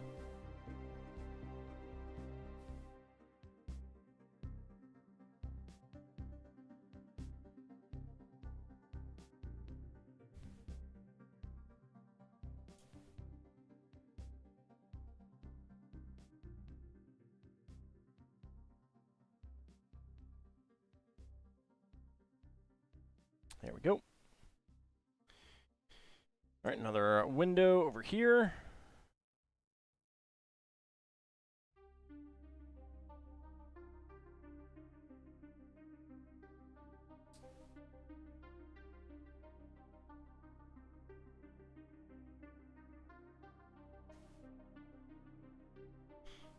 All right, and some snow on the windowsill there.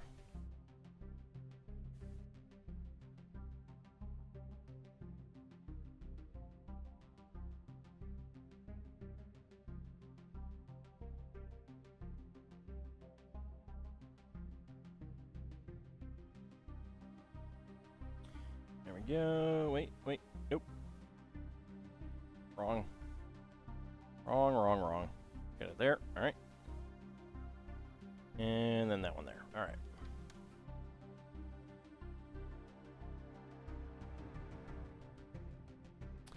Round 1x2 with side studs facing backward.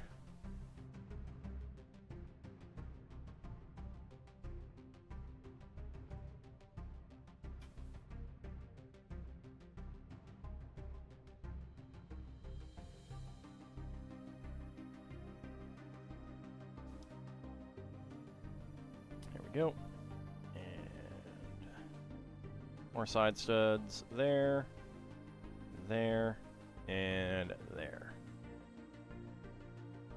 All right, Sealand, have a good rest of your night. Thank you very much for coming on out.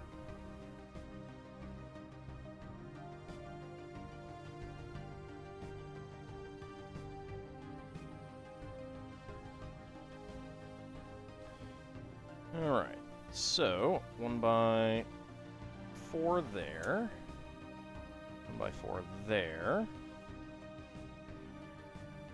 1x2,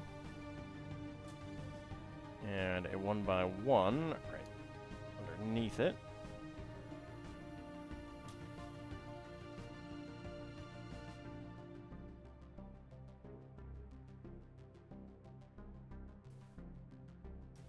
There we go.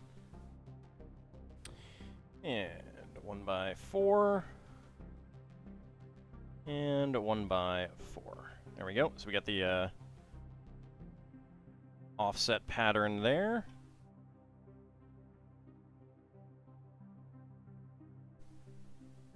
One by two and 1x1.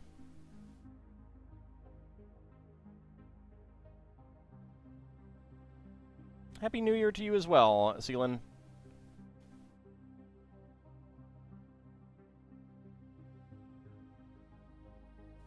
That's true. It is There's work tomorrow and a holiday today for many people. There we go. Let's get that on there. Sleepy kitty preventing you from getting dinner? It's terrible. It's terrible. Can't believe you're complaining about your kitty like that. Jeez. Terrible.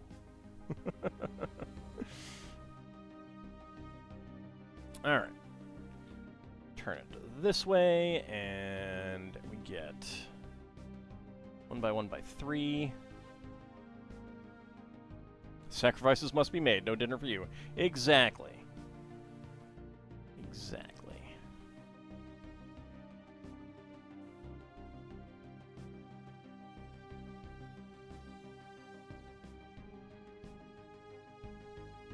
You're a most horrible servant to Lord Fluffybutt.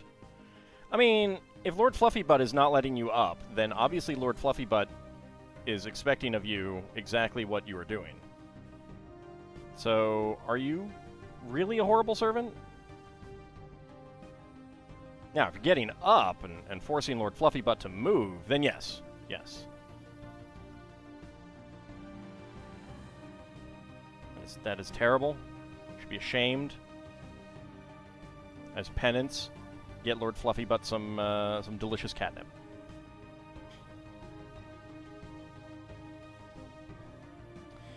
Alright, so we got some side stud elements here.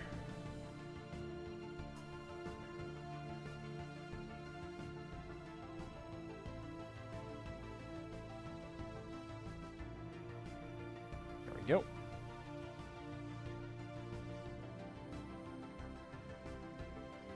And a pair of the 1x2s here. Slide that in there. And slide that one in right there. You spoil him enough with kitty treats?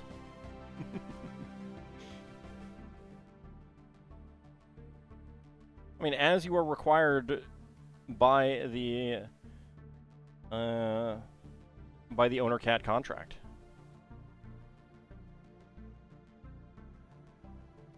Oops. Okay, I am unsure which way those... Okay, I think... Hold on. Let me see if I can... Yes, okay. It is supposed to go that way. Good.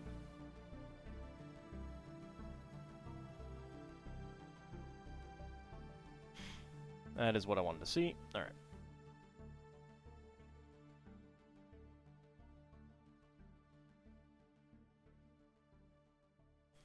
All right, another one of these.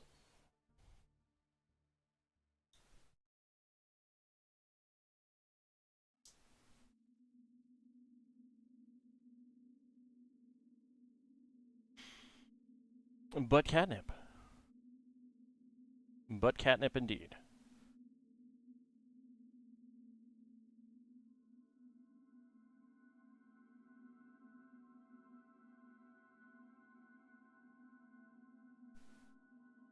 There we go, get that one in there, and then this one in here.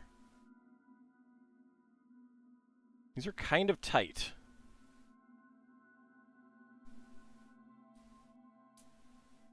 So it's definitely interesting to do it this way.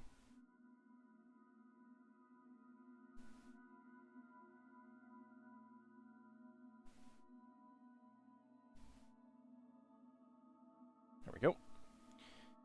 And then this one right in there. Howdy, Vigastry, how's it going?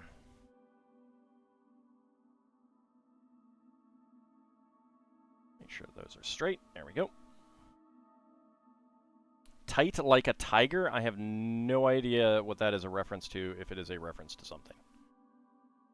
And I forgot to do...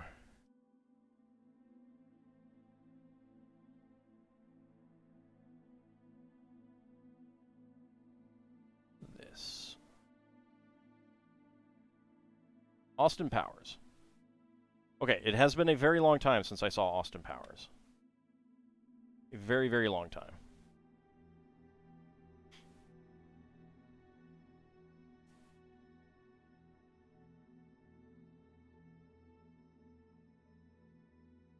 There we go. Next up.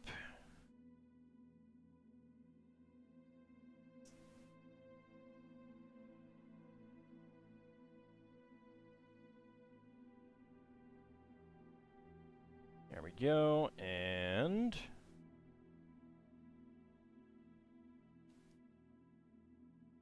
get a pair of these guys on there, and a 1x2 down here.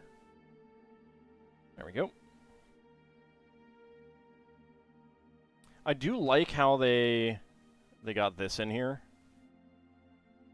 That is pretty ingenious.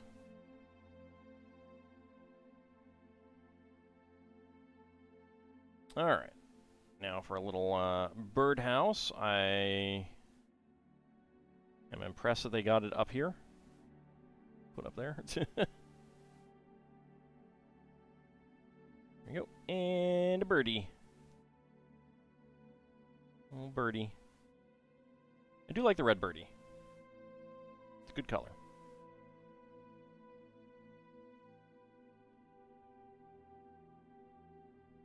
There we go. Nice little birdhouse.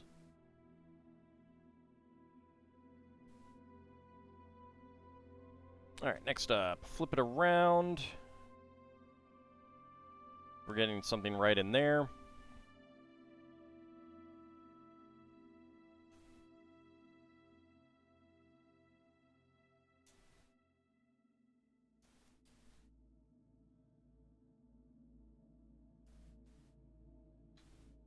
Okay, slide that in. And now we make a bed.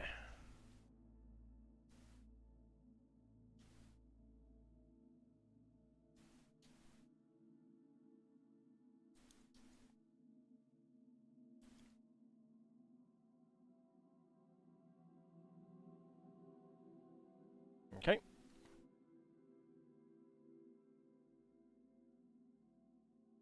Little bed nook back there.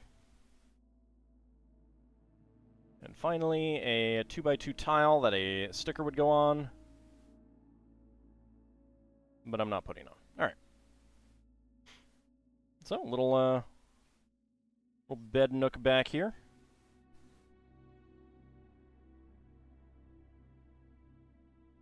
Alright.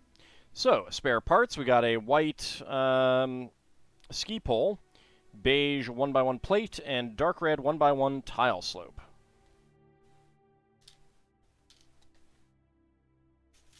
Alright, bag number 7. There's plenty of legroom.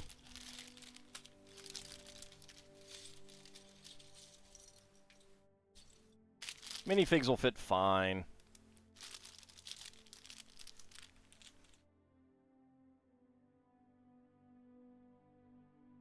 See, we can even put him on here. Fits just fine.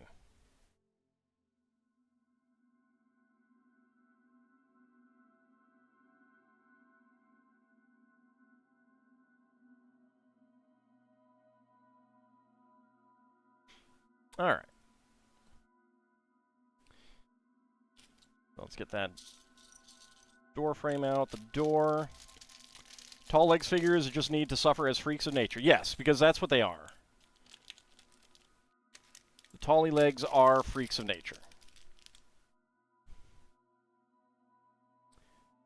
Just like Jack Stone figures, because it's about the same height.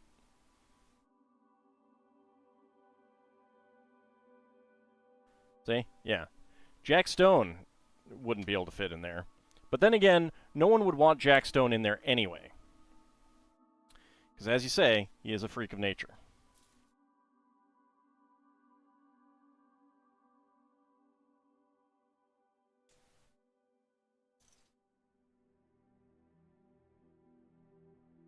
Oh, that's 2 1x2 bricks, not a 1x4. Tallies, we used to call them back during the war when we learned to watch our potatoes closely. Wow, I didn't know you were around back then. Not a rogue AI?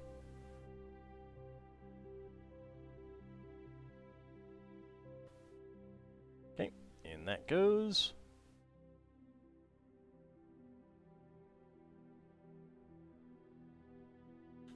One by two, one by one.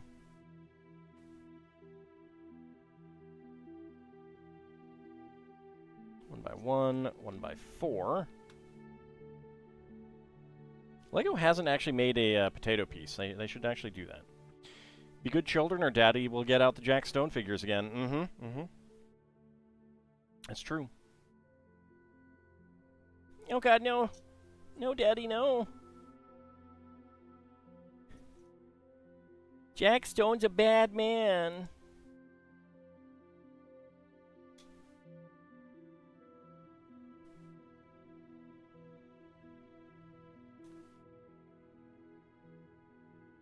Why would you threaten us this way, Daddy?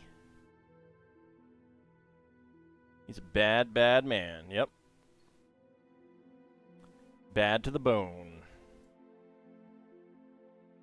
Except he has no bones. That's just how bad he is.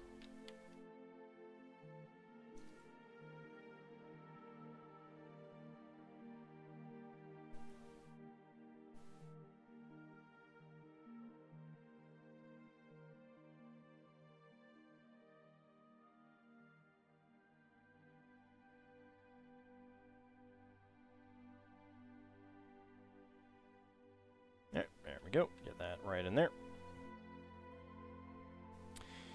Alright, 3 of these. I need to find my other Jack Stone figures. I know I have more. The Fireman is the only easily findable one that I had. Definitely need to find the others, though. So I can introduce all of them to you. The true Jack Stone, in fact. Rather than his accomplices, his friends, his compatriots. There we go. Get that there. Alright, another window. With some snow on the windowsill. Actually, I need to get the window panes in there first. That would probably be a good idea.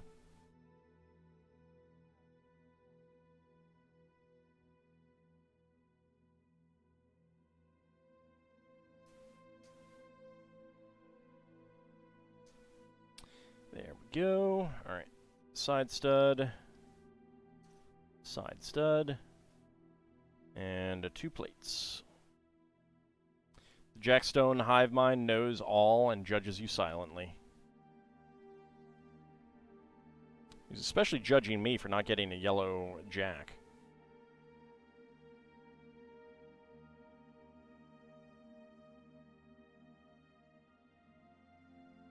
I need it. Needs it, precious.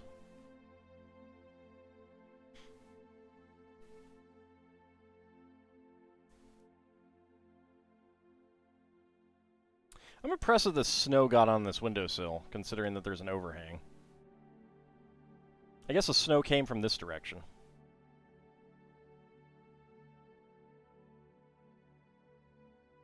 Okay, so that is 4 of these pieces.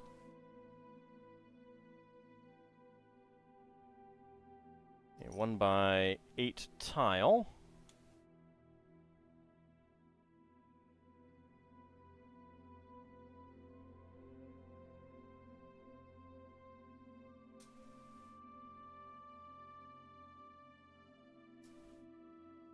Two good things in your CK2 game is you have full control of Iceland and half of Brittany. Don't mind Jack Stone. If anything, you appreciate them, and like it's nowadays, Legos are expensive due to the part count. Yeah, but it's not so much that they're expensive due to the part count. The problem with Jack Stone is that you get a lot of large pieces that are not terribly useful, that are of highly limited use. That's Not like, and actually, you get a lot fewer pieces for the same price because of that too. The problem is that he's evil. I mean, there's that too. I was, all other things being equal, I figured,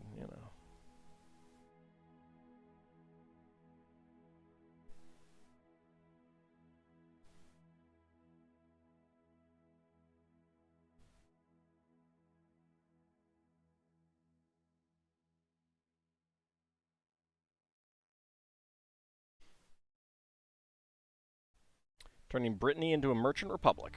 Nice. That is actually not a bad one to do that with.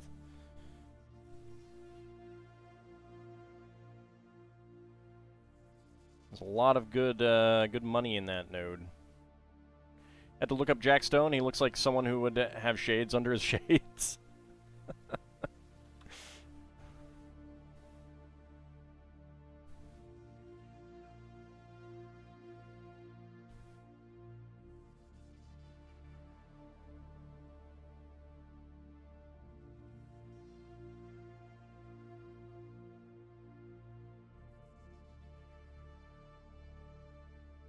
Nope. Don't fall. Thank you. Let's get that in there. Alright. Now, 1x2s. Get them all the way down here. And there we go. Alright. So, very nice log cabin aesthetic. That's very, very cool. There isn't that much competition in that area for merchant republics. Well, yeah, but I mean, like there's a lot of coastline with a lot of tiles. The only downside in the area is that there's a lot of sea tiles and only have like two ports on them, which is really... that can be pretty frustrating. There's a number of places that have a lot more than that, but that can still be pretty frustrating. Because if the AI builds one, and then not like one house builds one and one house builds the other, you're kind of permanently like breaking up and reducing the amount of money you got in that area. Like, I always try really hard to get all of the, not all of them, you don't need all of them, you just need a majority. So, like, if there's 3 ports, you want your trade outposts, trade posts in 2 of them, that kind of thing. But if there is 2, then you have to do both of them. That's kind of frustrating. Should you increase the city taxes for them? I mean, you can. It depends.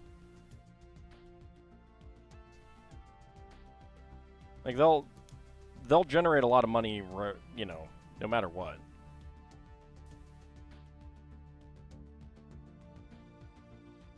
Although increasing, like, the higher the city tax, I think, the more likely they will pay rather than not pay because they don't like you. And they will probably not like you.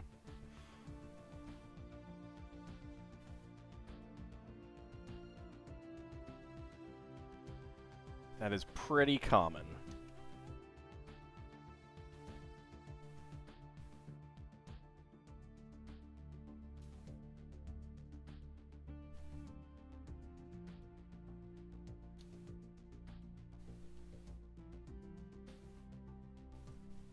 Make this nice little rug here.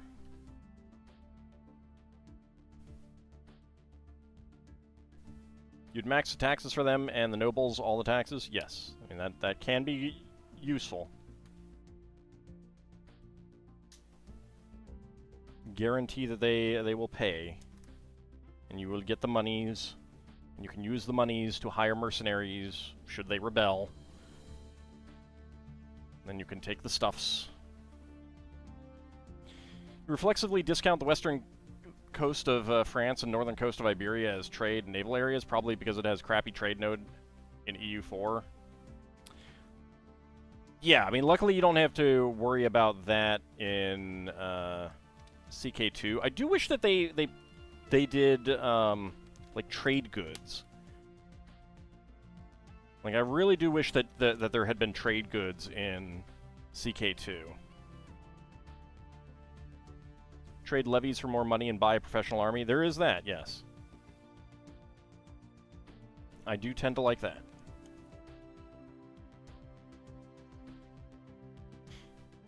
Yeah, you're not too likely to get a whole lot of money, like troops out of the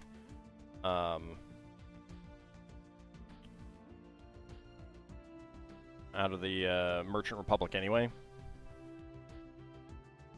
Is the guy in the Snowcat carting around Yetis? Yeah. Yeah.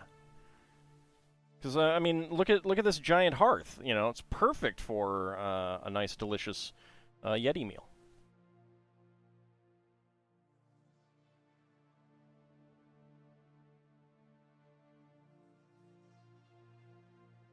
A normal day, then. Yes. Yeah, exactly. Technically, it's a Yeti and a Sasquatch.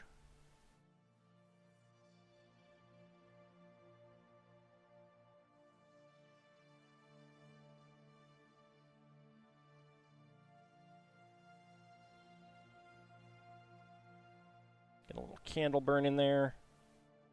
Right by the bed. And that is Grandma, yes. She did not get run over by a reindeer.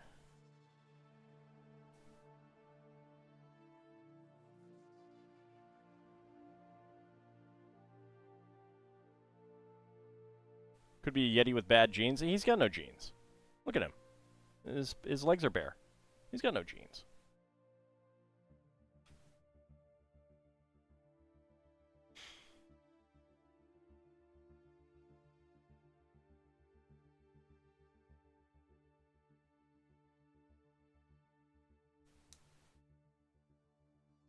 Another little cabinet and a present sitting on top of the cabinet. The bow on top. There we go.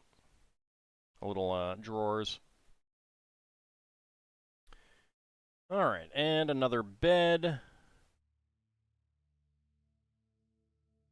Well, this one's a little bit tighter.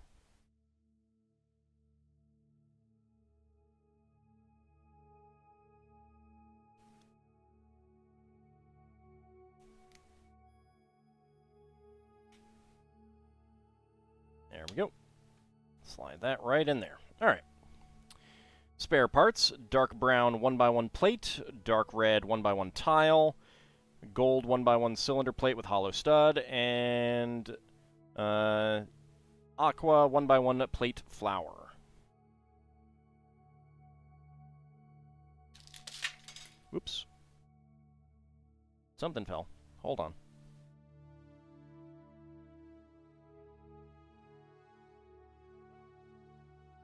Pick it up.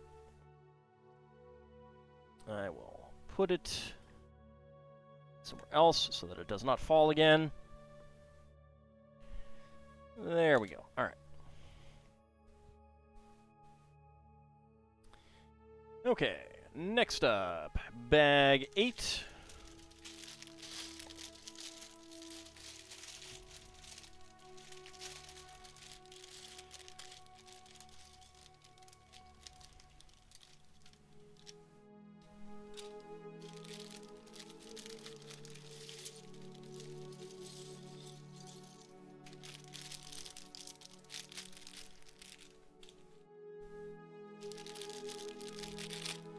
There's another light-up brick. I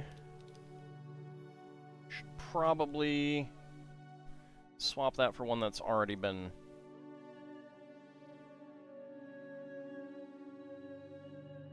Yep, alright.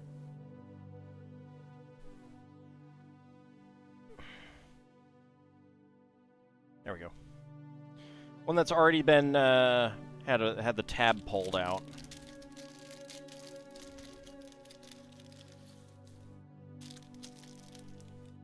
That way the batteries don't, like, leak if I can keep using them a little bit. 'Cause, I got more elsewhere.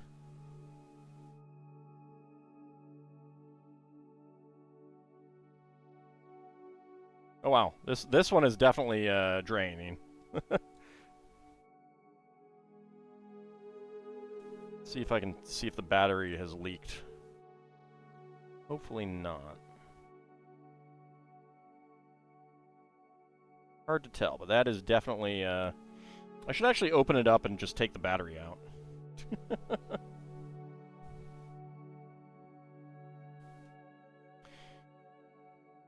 Alright, let's see. Window. It's a round top window, 1x2.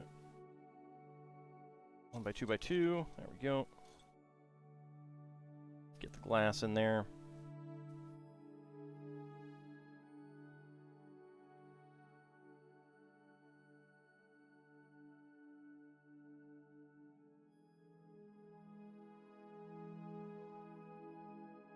There's the 1x1 to 1x2 upward bracket. Window. Rail plate. And the other bracket.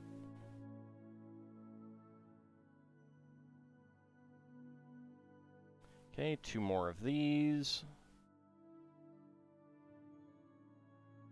And gray, dark gray 1x1 plates and bricks. Alright, there we go.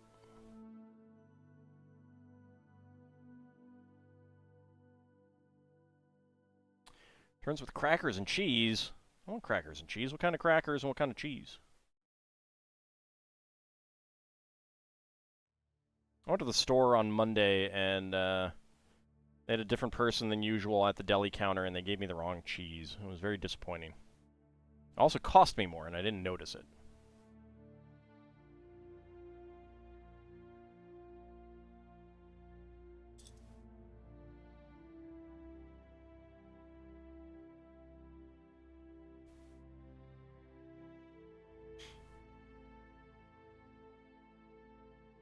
Well, a different brand, actually, and it just does not taste as good, oddly enough, as the store brand. I like the store brand better.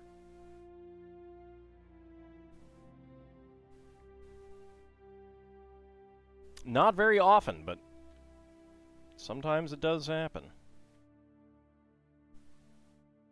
Did I send them to the oubliette? I should have. I should have.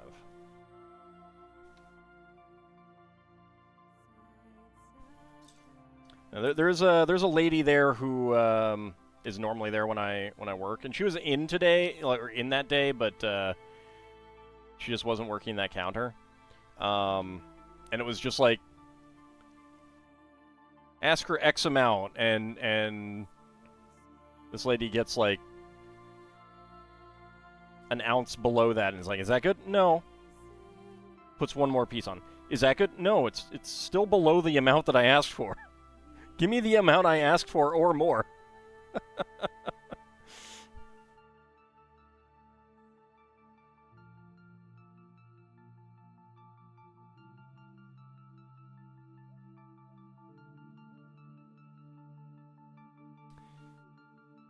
That there.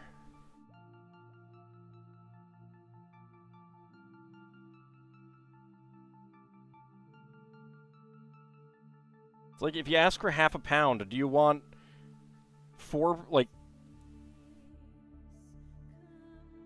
0.42 pounds kind of thing? No. No.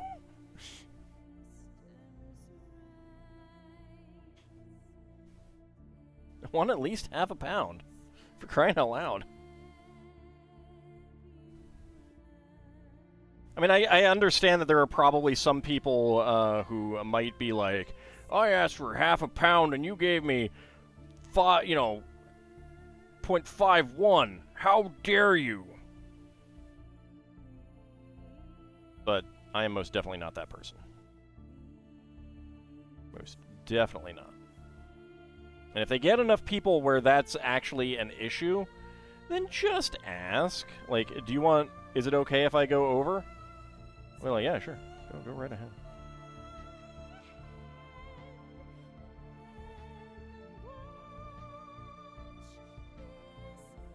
Like, there's nothing worse than expecting to have, like... Oh, that's a log piece. Expecting to have 4 slices of meat or cheese for your sandwich, and there only being 3, you know? Nothing worse at all in the entire world.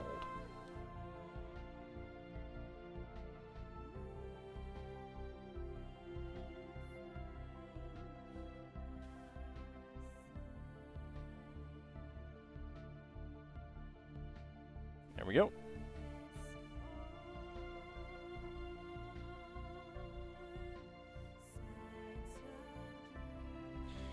Farm you order meats from always end up with a pound or so more. That's pretty nice. I don't even need that much more. I just need what I ask for.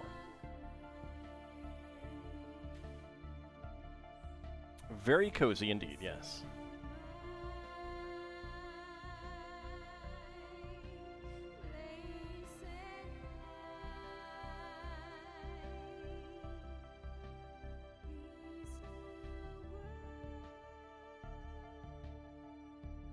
You like the glowing effect, but the color makes you uneasy? Yeah, unfortunately they only have that and red, and they actually have not done red in a while. Which is interesting.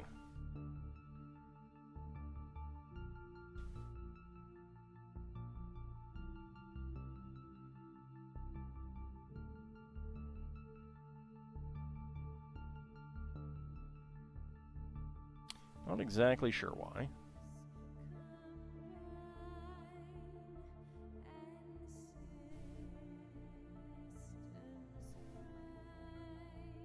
And 1 by 2 plates. There we go.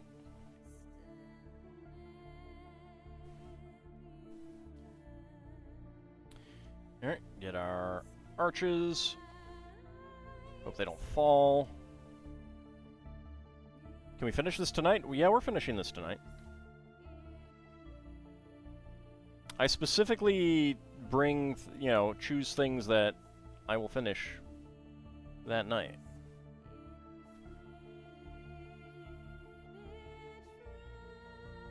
I mean, I might end up going like a half an hour long or something like that, but it's fine. Okay. Yep, that's it. Alright. Now some angle pieces. Locking those in.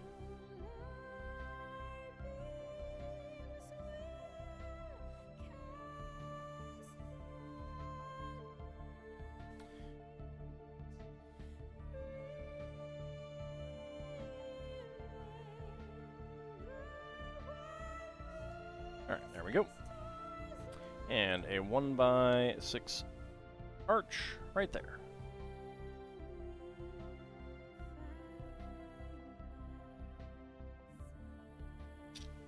Okay, 1 by 4, 1 by 4. Let's get our 8 by 8.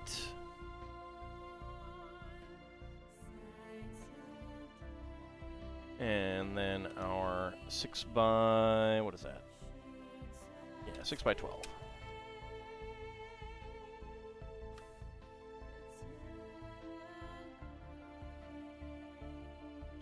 There we go. Alright. In fact, flip it around, and let's see. 1 by 6. And some 2 by 2 half tiles.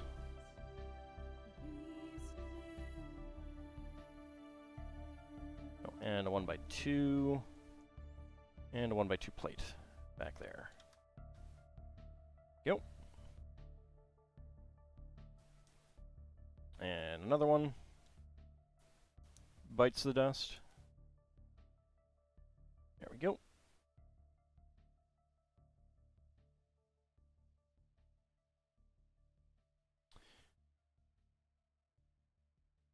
Alright, 1 by 4. And 2 of the half tiles, and a 1 by 3. With a 1 by 2 right there.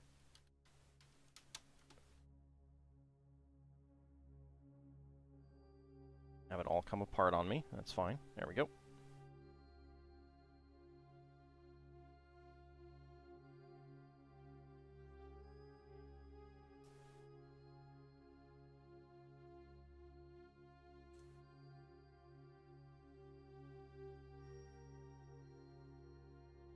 Oh, actually, let's wait to put that on.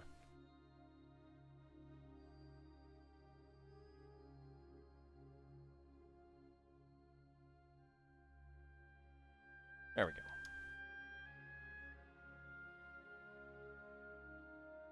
go. Okay, next up, another 2x2 right there, and 1x4 and 1x2.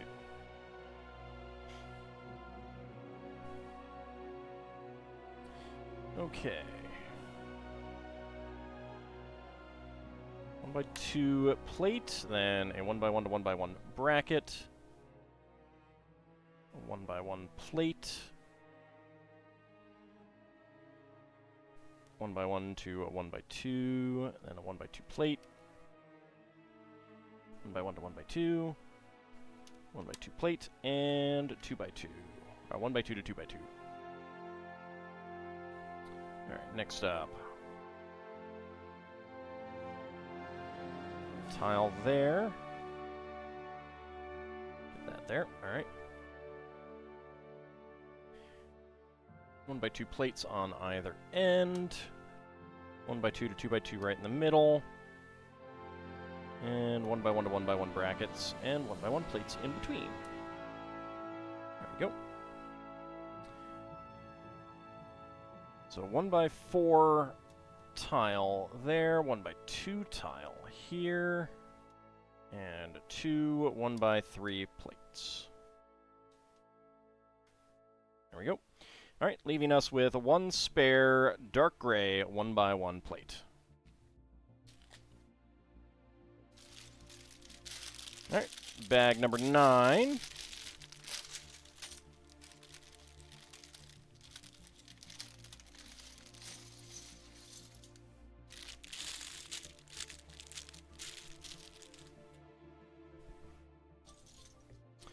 Alright, I'm guessing that this is going to go over here somewhere. Possibly up, possibly not right there. We shall see. I see some red and green pieces that are probably going to be garlands or something. No, the wood for the fire is down here.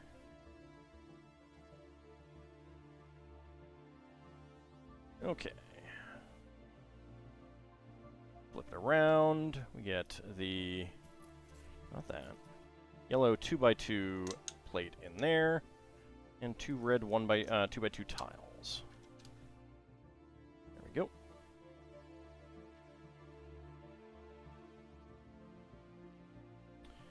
Alright. 1x1 to 1x2 bracket.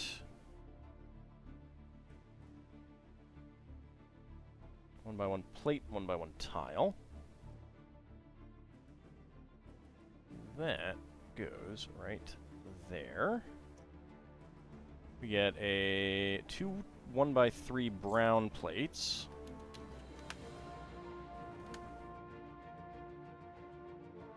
And a dark brown 1x1 plate. There we go.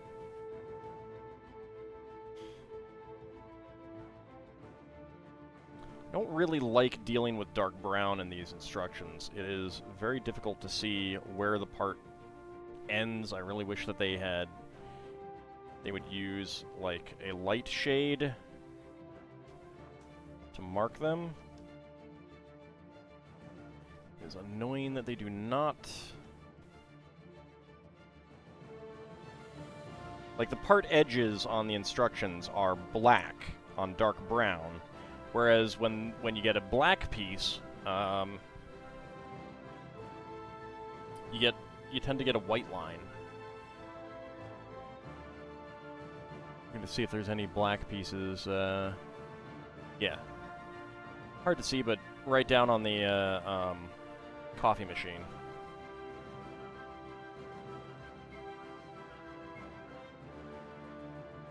And if they used like, if they didn't want to. Like, if they were worried about it being confusing, then I would use, like, light brown for the lining. Or tan or something. At least then would stand out.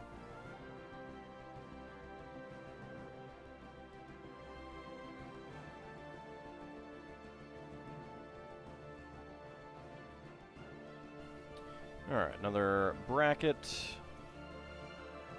with a pair of, oh, there we go, dark brown 1x2 plates.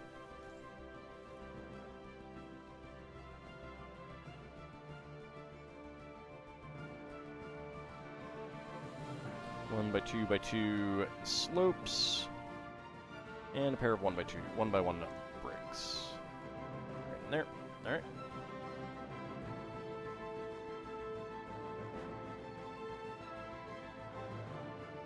All right, another pair of slopes over here.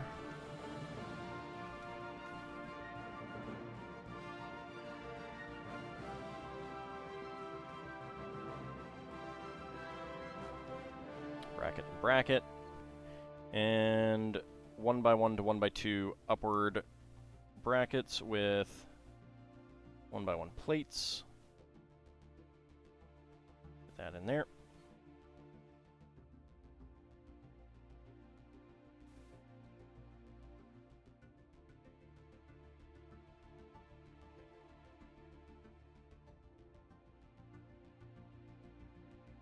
And that one in right there. There we go. Okay.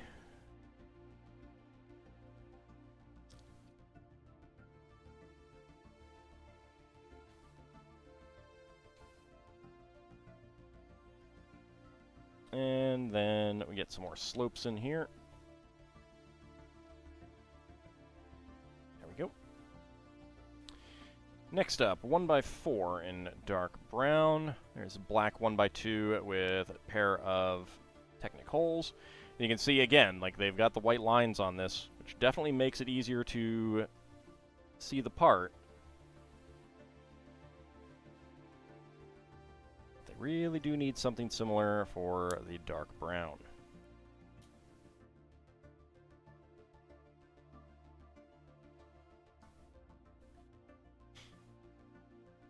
There we go. Oh, and 1x1 tile slopes at the top.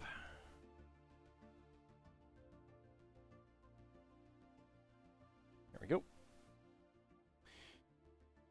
Okay, now we are over on the chimney.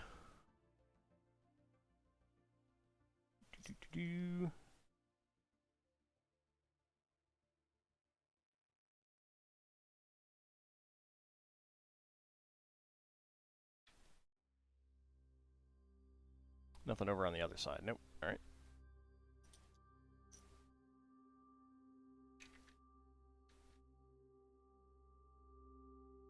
So I have picked out the Friday Lego set. I'm not gonna spoil what it is yet.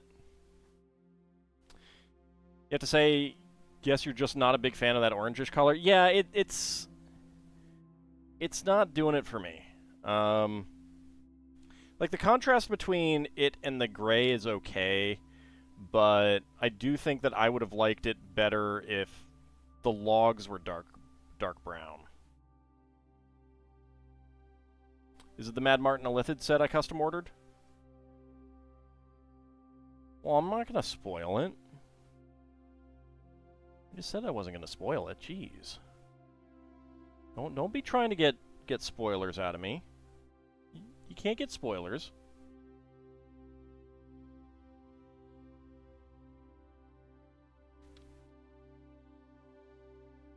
Spoil me once, shame on you. Spoil me twice, can't get spoiled again.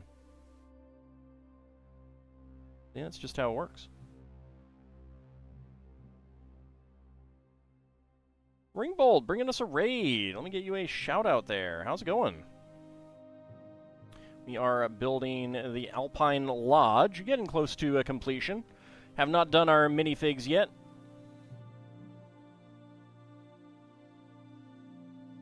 How is everyone doing?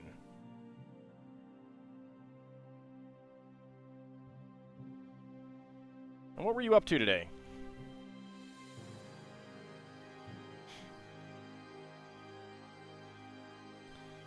Let's see.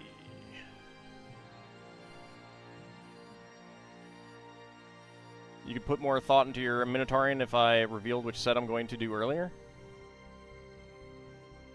Well, I'll put it this way, Lil Bunny. Once I do, you will have many, many, many opportunities to know in advance what Minotaurs you will be doing. Lego building. Well, I meant what I mean, I figured you were probably doing that. What were you building? That's what I meant. Lego Mind Flayer would be kind of cool. You mean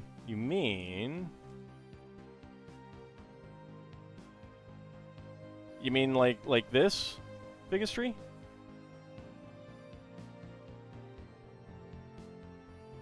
was a really cool set. You finished it last week. Nice. Yeah, I'm really enjoying it so far.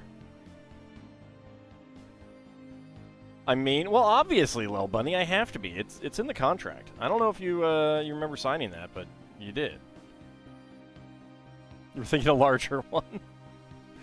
Fair enough. Fair enough.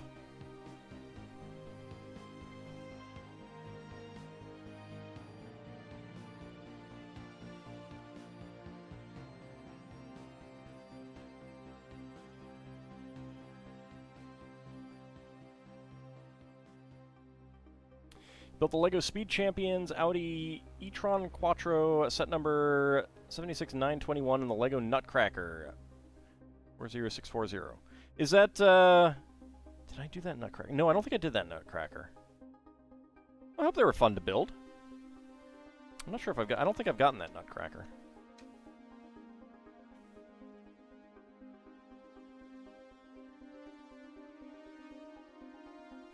Get that behind there.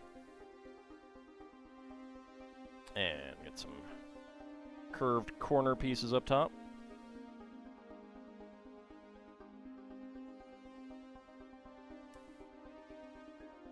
Well, I mean, you did, Lil Bunny. It's too late.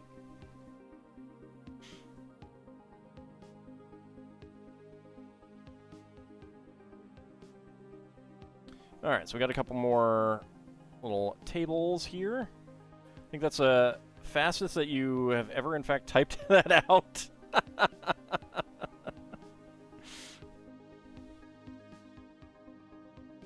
Yeah, I can. That was a mouthful for sure. I hope you had fun with it.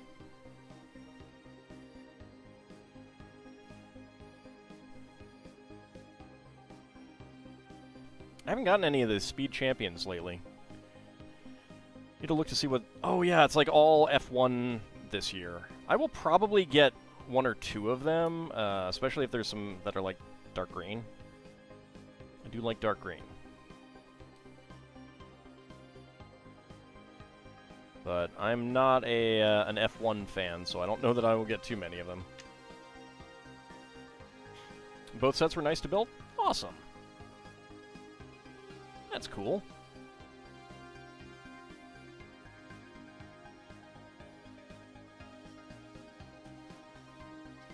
Yeah, this one's really nice.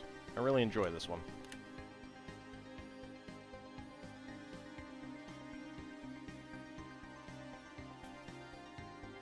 Get another carpet here.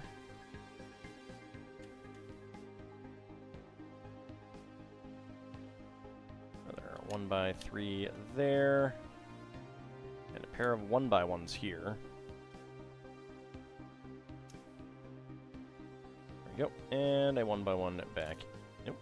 Don't flip that over. Back there.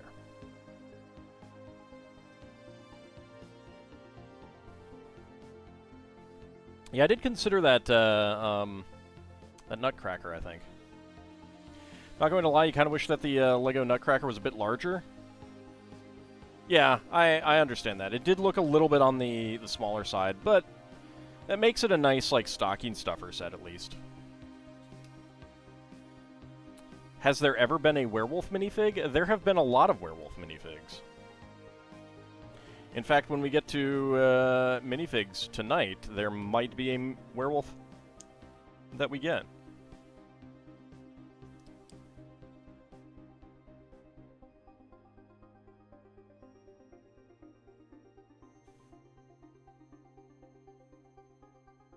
Yeah, the oldest werewolves were from the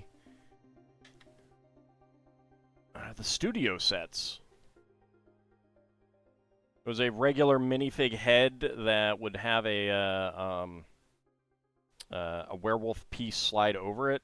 Lately, they've just been doing actual, like, separate werewolf heads. Is that about it? Yeah, that's it. All right. Flip it around.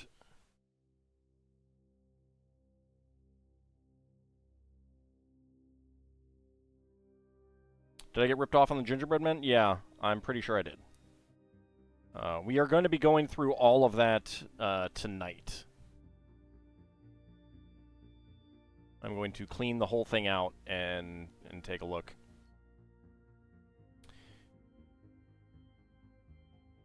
And try to verify.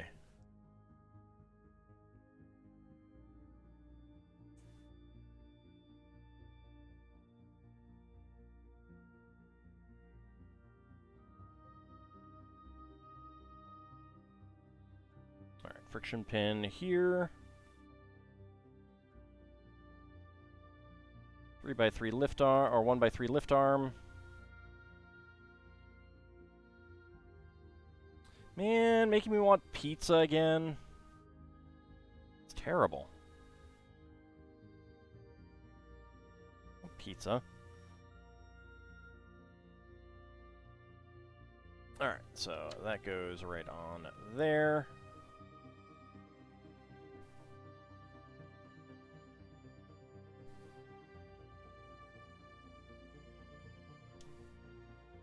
Pair of 1x2 bricks here. I could have pizza anytime when pizza's on a bagel, but I don't have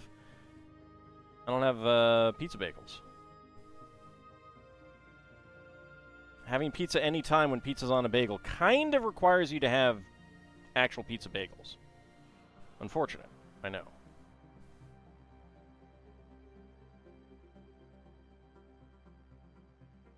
We have some great pizza places nearby. Okay, so inside the yellow box, we are putting binoculars. That's a nice present. Put a lid on. Put a bow. And that goes right there. And sure enough, get a giant thick wreath.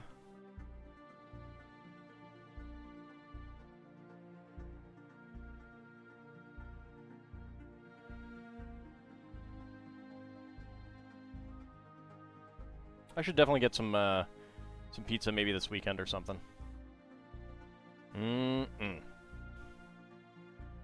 Pizza. The set needs a St. Bernard figure? Yeah. That'd be cool. Has LEGO done a St. Bernard? I'm trying to think. I don't think they have, unless it's been in one of the minifigs. Is there one coming out in the next CMF? I feel like there might be. Maybe I'm just, like, hallucinating. I don't know. You have to drive a bit for really good pizza, unfortunately. That is a shame. There is a local chain. There's really two local chains that have really good pizza here, but one of them is a very much a Maryland staple. Lido Pizza. They are fantastic. If you're ever in the area, cannot recommend them enough. It's delicious.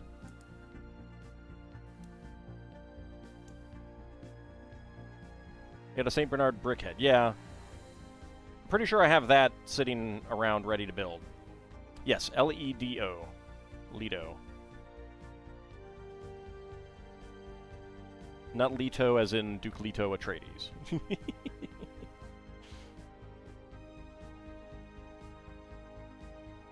With the title of a Maryland staple, you know it's evil? I mean, it's so good it's evil, yeah. Darn right.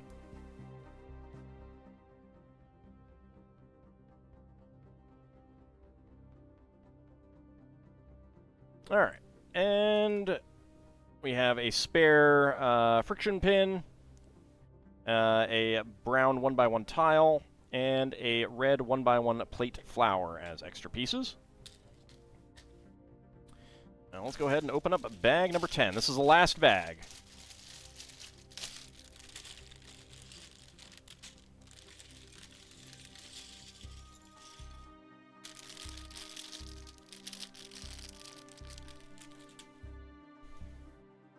They make rectangular pizzas, so like this, and all the pieces are cut like that. So imagine like this, but each 1x1 is a slice of pizza.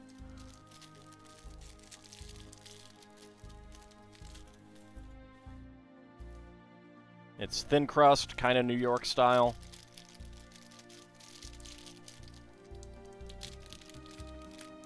The final bag down, yes. Sure is. Yeah, the pizza is so good.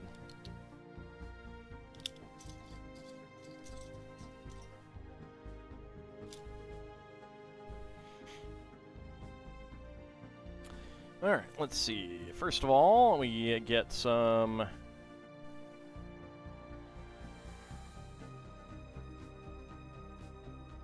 more garlands here. Not Judy Garlands. A place near you is an Elkhart called Look at De Bruyne. So good pizza, and the beer is also great. Ooh, how long have they been around? Because if they're in Elkhart, then my dad might have known about them. Can't ask him if they've been around for a while. Near you mean 45 minutes away? Because Elkhart is where my father grew up.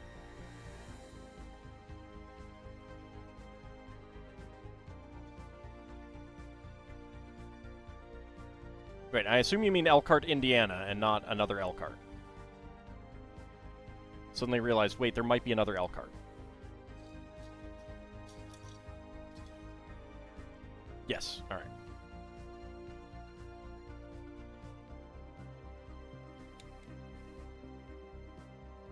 Let's see, 3, yep, alright. So right there.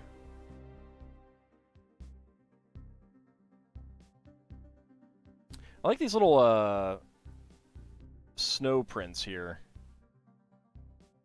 It's adorable. Been around since 2011, it looks like, so fairly newish. Okay, so yeah. I doubt my father knows about them, but that is definitely, like, if he had not gotten sick, I'd heard about that now, I'd be like, Dad, go check this out. Next time you're back there.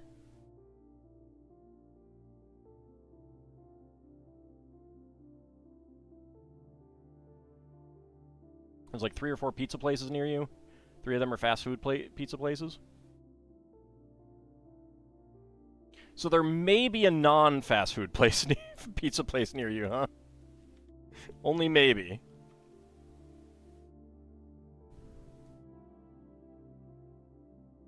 Yes, that's unfortunate.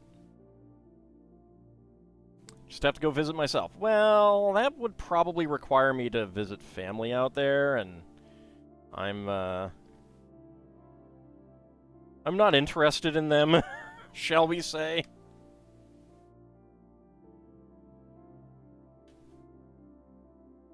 Just you. Yeah, but I know what you plan. You got your little tadpoles ready. No. No way. No siree. Keep your tadpoles to yourself, buddy.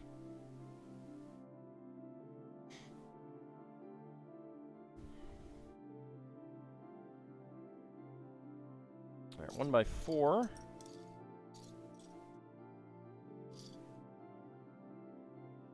One by 4. And I need another 1x4. There it is. Go.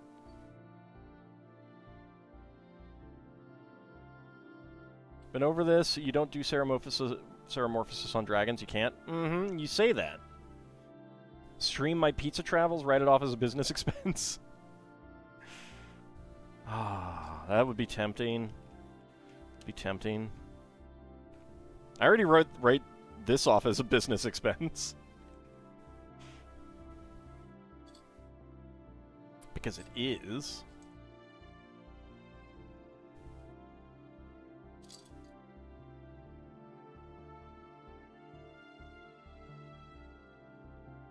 Alright, let's see. A white 1x1 right there. And a little 1x1 plate with tooth. There we go.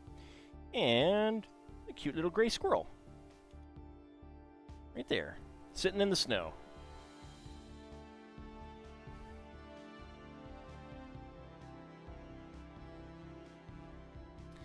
Alright. Let's see. For the roof part...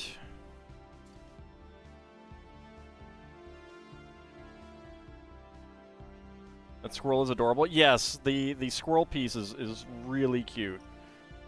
I love how many animals they're making these days. It's so good.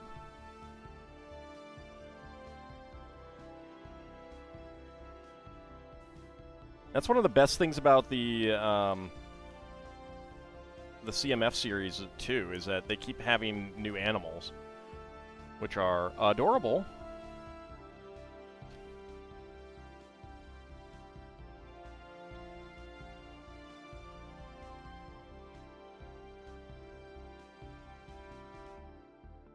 Give me an excuse to come to Alaska. I do want to get up to Alaska sometime. I do.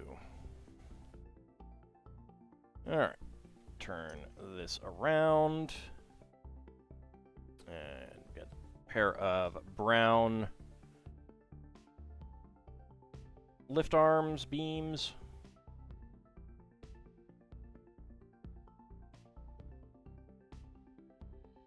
One day we will get me a Yeti crab. Excuse me, what? I'm not sure. I have no idea what that is, and I'm not sure I want to. Sounds creepy. The Alaska trip you did was just breathtaking. It was a bucket list thing. Yeah, my mother went up there not too long ago. Like last summer? Not this past summer, but like 2023 summer, I think. So, I'm a smidge jealous. It's a crab that lives near hydrothermal vents. Ah, okay. I'm not sure if there are hydrothermal vents. Like, isn't that an underwater thing? She didn't take me, no. But I also kind of had to, you know, work. And by work, I mean give you guys all the videos that you love so much. So really, it's your fault.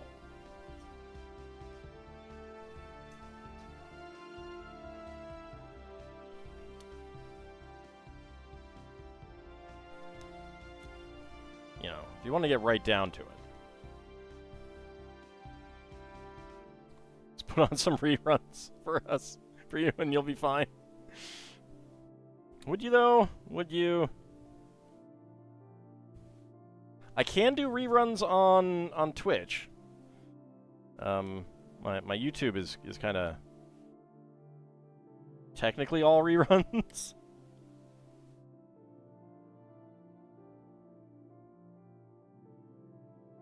I have taken time off before, yeah, but I would still like I would want to like get enough videos recorded to cover it. Is what I'd really want to do. Streams, of course, would be offline, but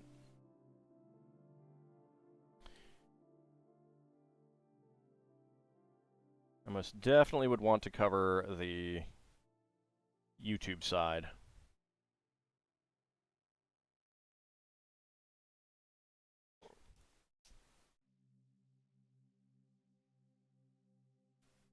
I mean, when I was in Egypt, I put up videos the whole time, I think, if I remember correctly. Has been a little while.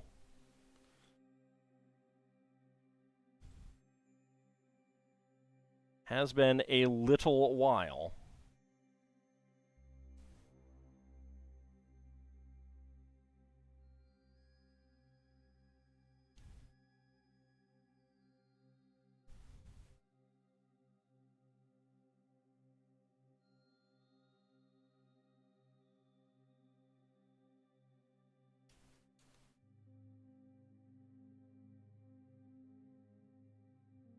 Top 5 mutinous builds for YouTube.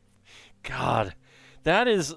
Oh my god, we did have some fun on Grimmeth's Discord looking at that crap and stuff like that, but man, that is just such slop.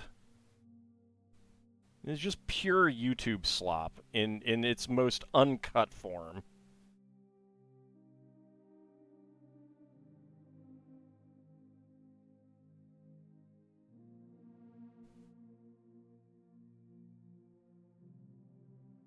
I will say, though, I am impressed at how much of the, how many of the thumbnails actually had legible text. Sort of impressed.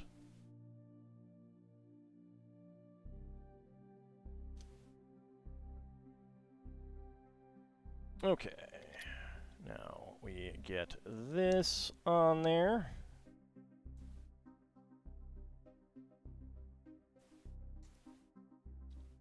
Like, it really does just go to show, like, how they're desperate for any use of large language models. Yeah, they don't look like the, oops, I forgot to put some flowers on here. They don't look like the Dragon Quest VIII characters, but they do kind of look like Akira Toriyama artwork. I will say that, at least.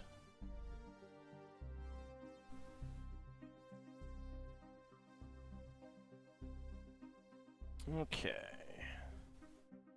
That slides on there.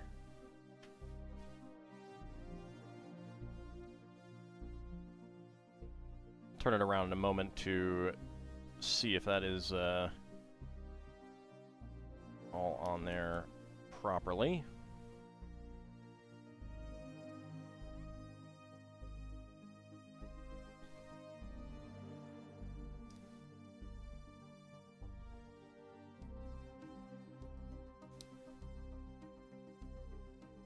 And of course, the fact that it doesn't ask you if it wants to generate anything, it just does, which just means, like, clicking on the tab means that you're using a crap ton of wasted energy. Is pretty crummy, pretty awful.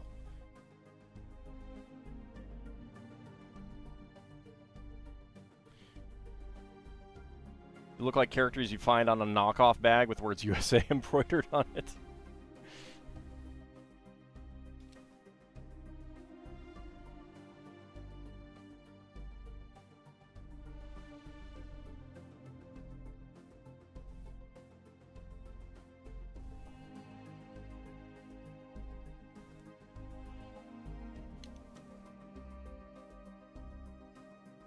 Like, I'd feel really awful if I actually ended up making a video based on one of those suggestions, because it's just like...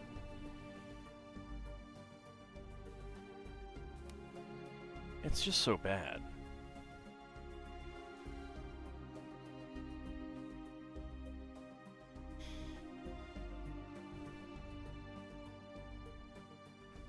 Alright, let's see. That there. 2, and this one.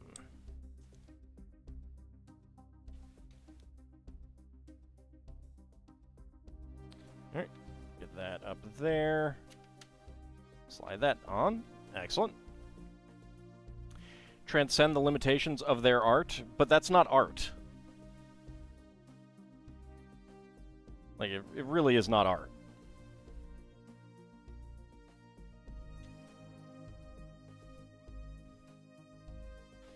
There's more artistry in what I do than in any of that.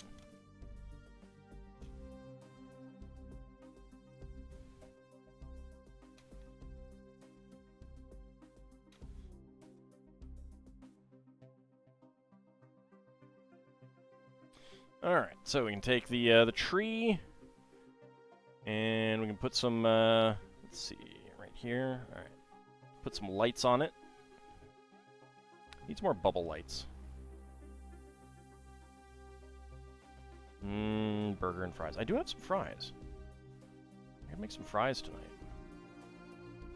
I'm all done.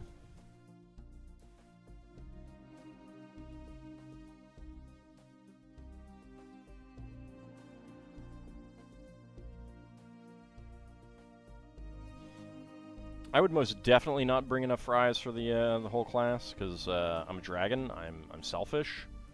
Those would be my fries.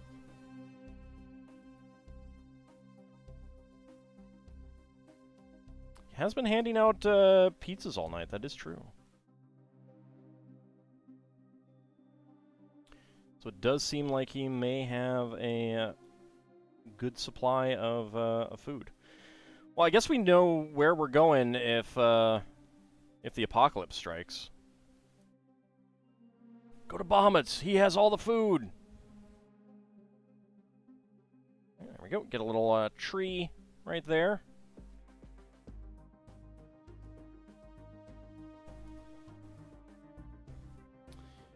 Okay.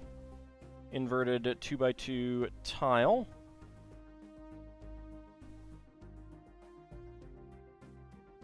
When you were teaching, you once jokingly asked a student who had gum if he had enough for the class, and he said, well, actually I do. Produced like 3 bags, he didn't protest.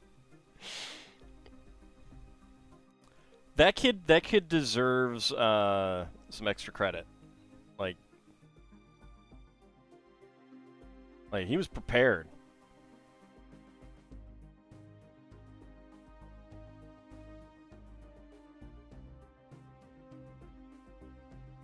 That is definitely I'd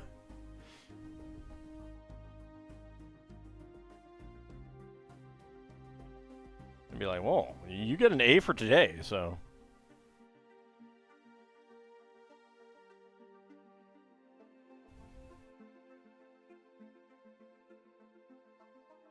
He was. He had it all planned. That memory sticks with you to this day.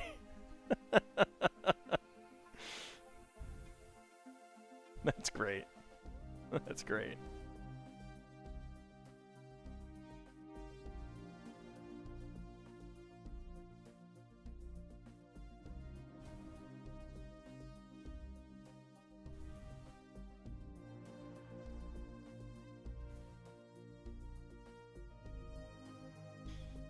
Alright. Turn it around. And get the sign right there. There we go. Let's see. Oh, I definitely did miss.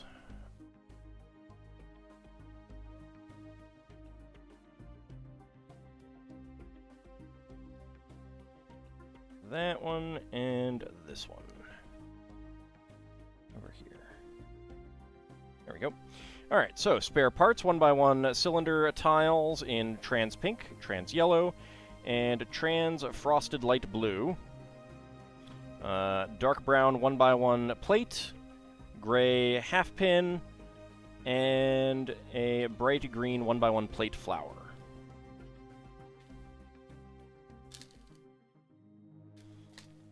Alright, so here we go. Let's get a nice look at this. I don't think there's anything else. No. That is just instructions. That is a lot of instructions for the little light brick.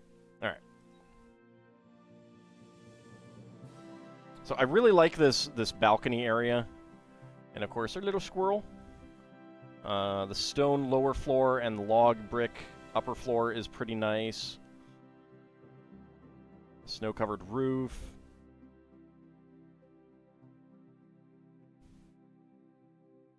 Turn it around to the back side so we can get a look on the inside. There's a bed up in the attic with presents. 2 beds here on the main floor. And then down on the first floor, the logbook, which I didn't put the sticker on, of course, where you can sign in. And some, what I assume is for the continental breakfast. And then, of course, we've got our glowing fires. Kind of the Skippy's list of things he no longer allowed to do in the U.S. Army. One was, I'm not allowed to chew gum in formation unless I brought enough for everyone, followed by, I'm not allowed to chew gum in formation even if I brought enough for everyone.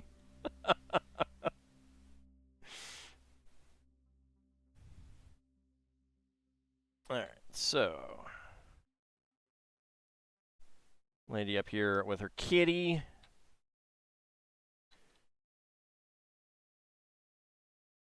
Our little guy down there. So it's a very cute house. Espresso is in the continental breakfast. Now it is.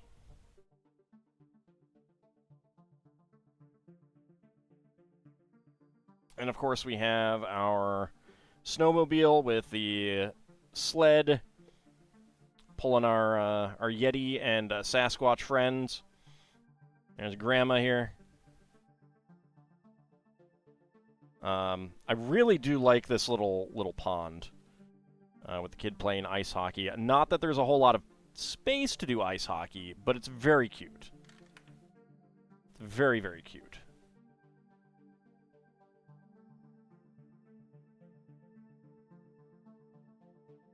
And then, of course, we got our skiing person. And then, of course, the outhouse. With the all-important toilet. And toilet paper. Alright, but that means it is time for some minifigs. Totally enough space to set up a single net? Alright, let's see. Alright, so we are going to be going through all of these guys. I'm not sure if I'm going to do predictions for all of them. Oops. Let's see. 1, 2, 3, 4, 5, 6, 7, 8. So there's 8 left. 8 of them left. So where is my D8? There it is. Get ready to do the prediction. Alright. So that is a 3, 1, 2, and 3.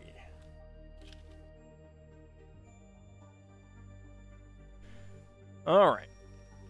Let's start a prediction. Can all guess what is inside the minifig pack?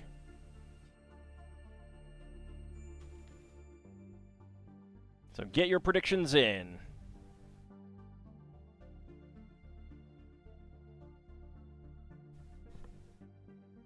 Alright, let me just put this aside for the moment. Alright, so right now we are only missing the Gingerbread Man and the Islander, both of whom I'm pretty sure are not here. So I will go ahead and roll a d20 and see what we get. 2. So that would be the Scarecrow. There should not be any more Scarecrows, but we'll see. We shall see. Let me go ahead and get my timer up and ready. Alright. Not going to roll, just going to say it's one I don't have. But there's 2. There's 2 I don't have.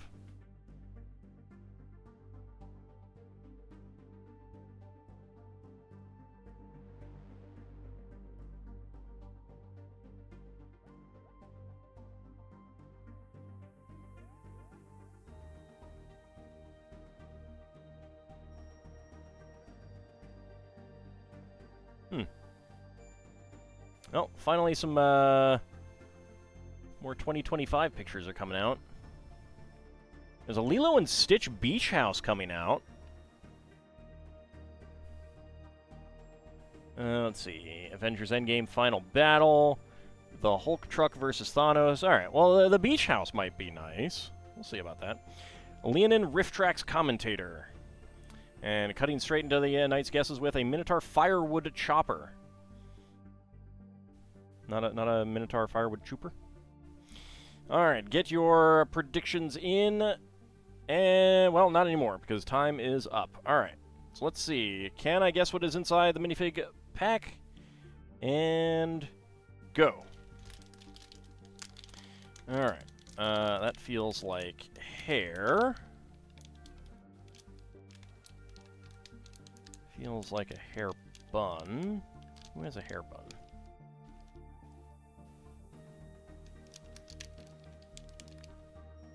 Alright, I'm gonna go with, 22.8. I'm gonna go with the scientist lady.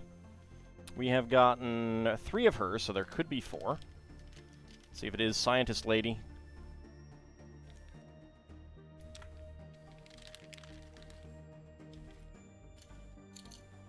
It is scientist lady. All right. So that was a 22.18. Let me choose the prediction outcome. So that is 20 to 50. Who is getting the hams? Let's see. Lord Kane. Oh, my lord. Lord Kane is getting a ton of hams. Someone did some redistribution, it looks like. Kinshir, Bahamut, and Vigistry going for within 20 seconds. Lel Bunny going for 50 to 60. And Ab Cody. Ab Cody with the redistribution of hams. So, very nice. The beakers are really neat on this minifig. Yeah, I like the dual mold. I really do like the dual mold beakers. And they're fun colors, too. Light blue and neon green.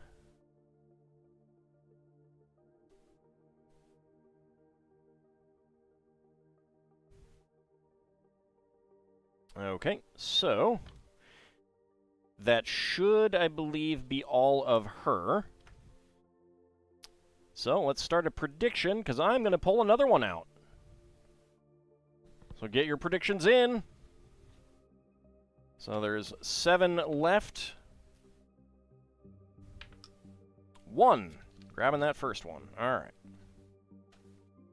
It's antifreeze.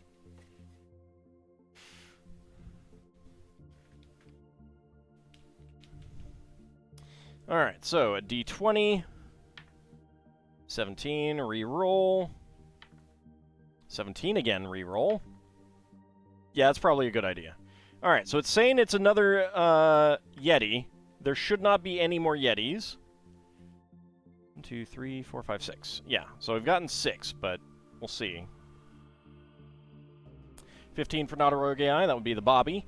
7 for Vigistry, that would be the Elf. 4 for Ab Cody, that would be the Blacktron cyborg robot.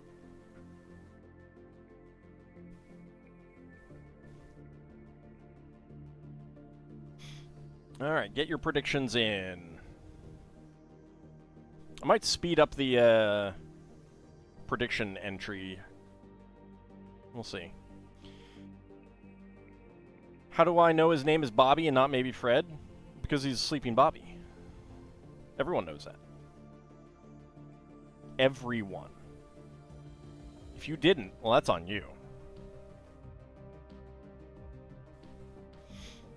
Alright, 20 seconds remaining. Get your predictions in. Can I guess what is inside the minifig pack?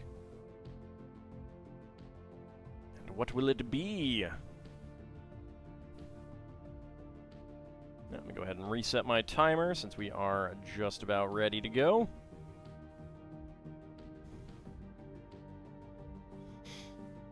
We'll see what our ending up breakdown is. There's going to be something we got a lot of. That is for sure. All right, predictions are closed. Okay. And go.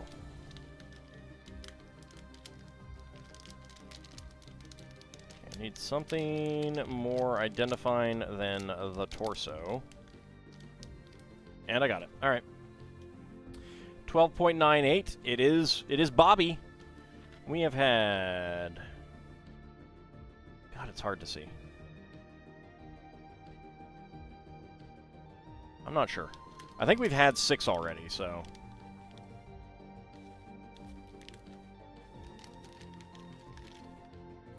Yep, that is Bobby.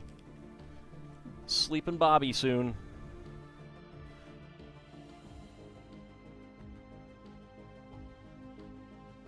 Go go ahead and choose a prediction. So that was 12.98. So choose an outcome. So that was within 20 seconds. Complete that prediction. Who is getting the hams? Let's see. Kinshir, Bahamut, and Vigistry getting the hams. Very nice. Lord Canis, Ab Cody going for 20 to 50.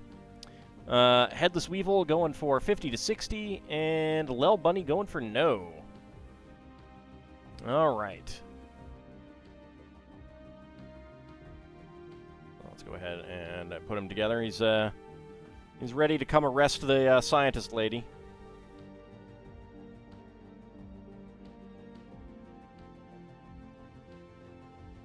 There we go. Alright, so that is another one of those. So I'm pretty sure we've gotten extra ones of him.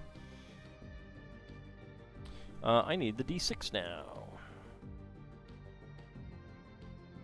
Because we're going to keep going. D6 2. Alright, so I'm going to speed the prediction entry up a bit. Start prediction. What's inside the minifig pack? Let's go to that. Alright, start the prediction. Get your predictions in. There's a minute this time. 15 again? Alright. Let's see. Who knows what's in here, so there definitely could be. I got a 15 as well. So looking at the update history of Rift Tracks, they update the clip library once a year. That's good. 7 for Vigistry, that is the elf again. She's just trying to catch her genetically modified Yeti and Bigfoot, which Grandma picked up and took to the lodge for eating. Yeah, but in her attempts to capture her genetically modified Yeti and Bigfoot, she kind of mixed 2 ingredients that unleashed a horrible plague, specifically on the pigeons. It didn't kill them, it just made them poop even more. So, alright, predictions are closed. Go ahead and reset that. And Abcody went for 10. That would be the welder. And go. Let's see, what do we got? What do we got? That's a head.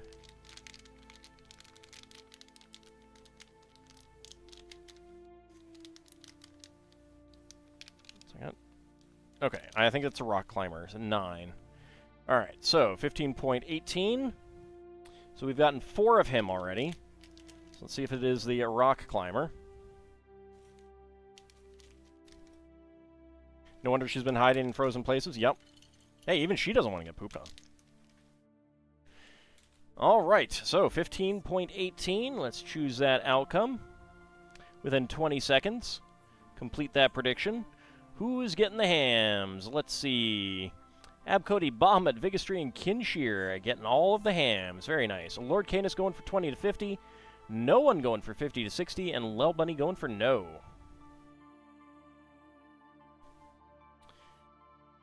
Alright.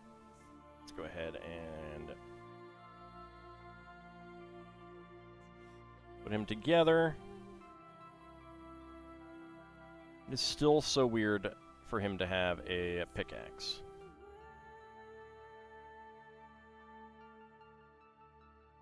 The rope piece is neat, though.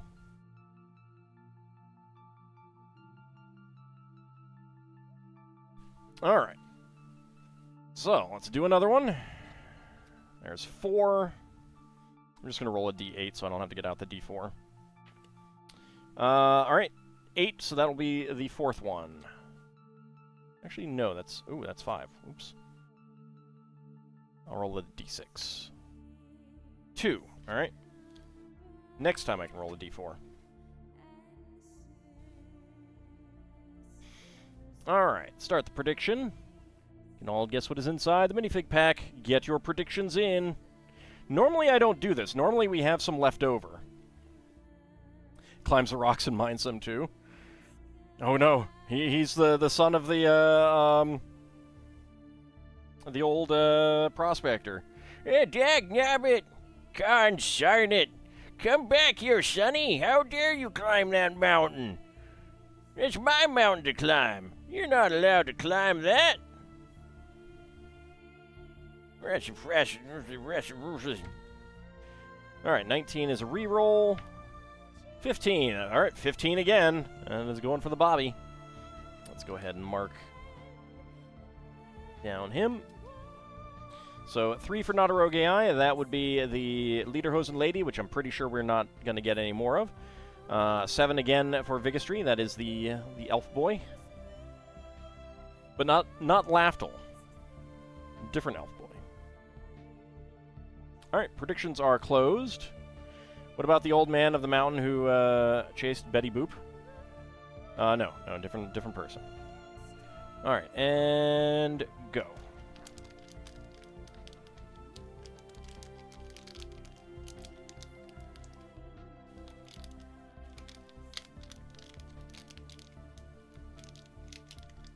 That's legs. That doesn't help me any. Head. Torso.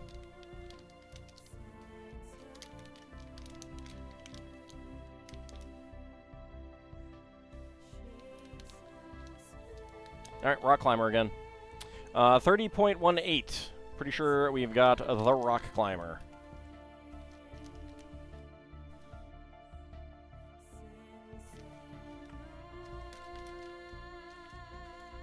Yep. That is another rock climber. There we go. Alright, so 30.18. Let's choose the outcome. That is 20 to 50 seconds. Complete the prediction.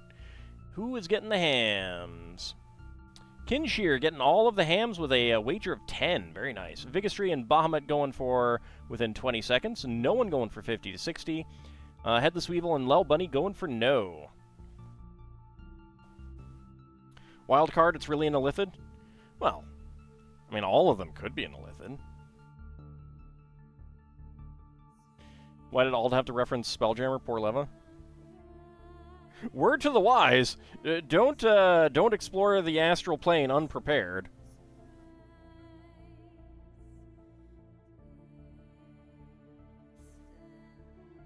Word to the wise.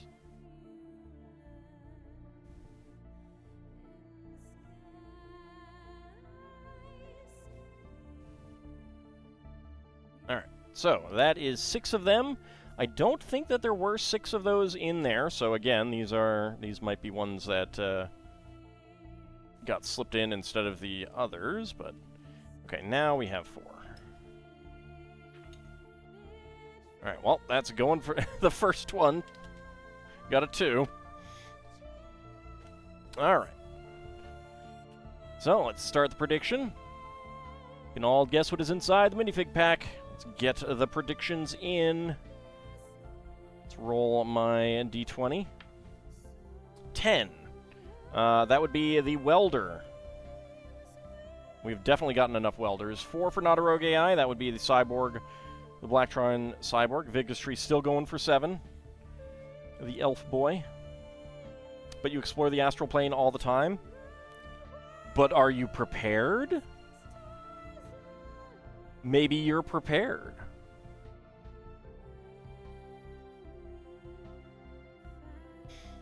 Alright, get your predictions in. Never? You're never prepared. Fair enough. Let's go ahead and zip back here so we have something interesting to look at on the page there. There we go. Maximum firepower is good preparation. That's true. Yeah, that is true. Alright, predictions are just about closed. Let's go ahead and reset that. You go out into the astral plane all the time, but you just kind of wing it. Well, you do have a psionic blast. Alright, and go. Alright, let's... Alright.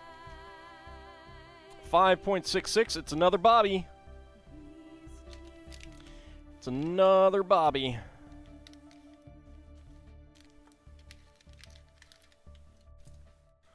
It is indeed another Bobby. All right, so that was 5.66. Let's choose the outcome. Within 20 seconds, complete the prediction. Who's getting the hams? Vigistry, Kinshir, and Bahamut getting all the hams. Very nice. Lord Canis going for 20 to 50. Headless Weevil and Shield of Hope going for 50 to 60. And Lel Bunny going for no. Damn it, Bobby, give the elf a chance. It is Christmas time. Do they know it's Christmas time? Right, right. Move along, move along. No more opening Lego packages. Nothing to see here, nothing to see here. Actually, let's go ahead and put him there. Alright, so that is... I have no idea how many of those, but definitely more than I should have.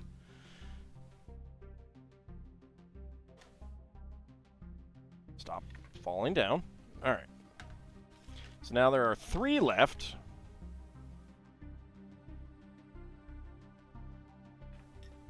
Alright, just keep going for the first one, for crying out loud. Stupid dice. Stupid dice. Alright. Let's start that prediction again. Get your predictions in. Still going for that 7. Vigistry really wants the elf. Not a rogue guy, 16. That would be the robot lady. With the really big gauges. It's never Rhine time. It's not Rhine time. Let's see. 5 for me. The Islander, it is definitely not the Islander. Guarantee. The moment you go with something else, it will be the elf. That's true. That's the way it does work. That's true.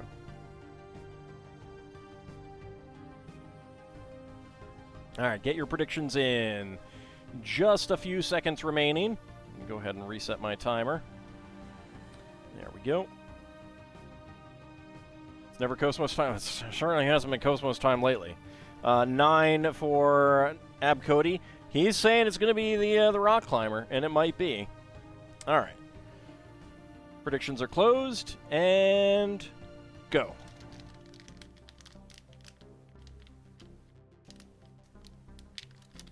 Is that what I think it is?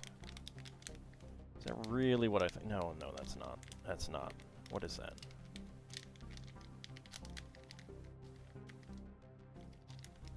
What is that? Oh, all right. 24.11. I believe that we have another welder. Let's see.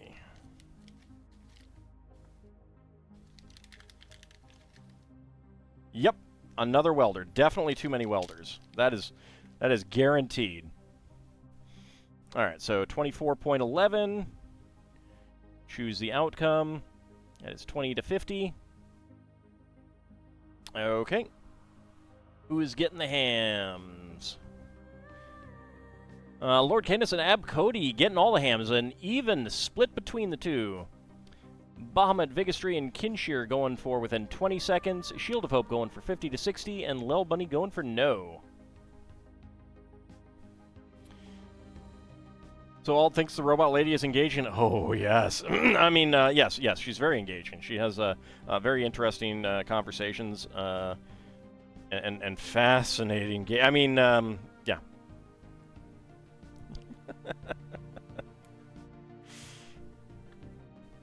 So we have definitely gotten way too many welders. Absolutely too many welders. I mean, I like the welder minifig, but I didn't need this many.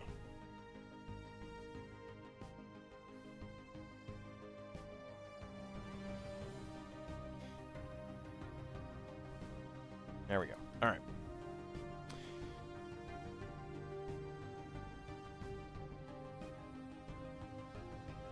What, Mad Martin? What? Are you angry about her gauges? About me looking at her gauges? Is that what's going on? All right. So there's only 2 left. We'll roll a d20. All right, 3. Once again, we're going for the first one.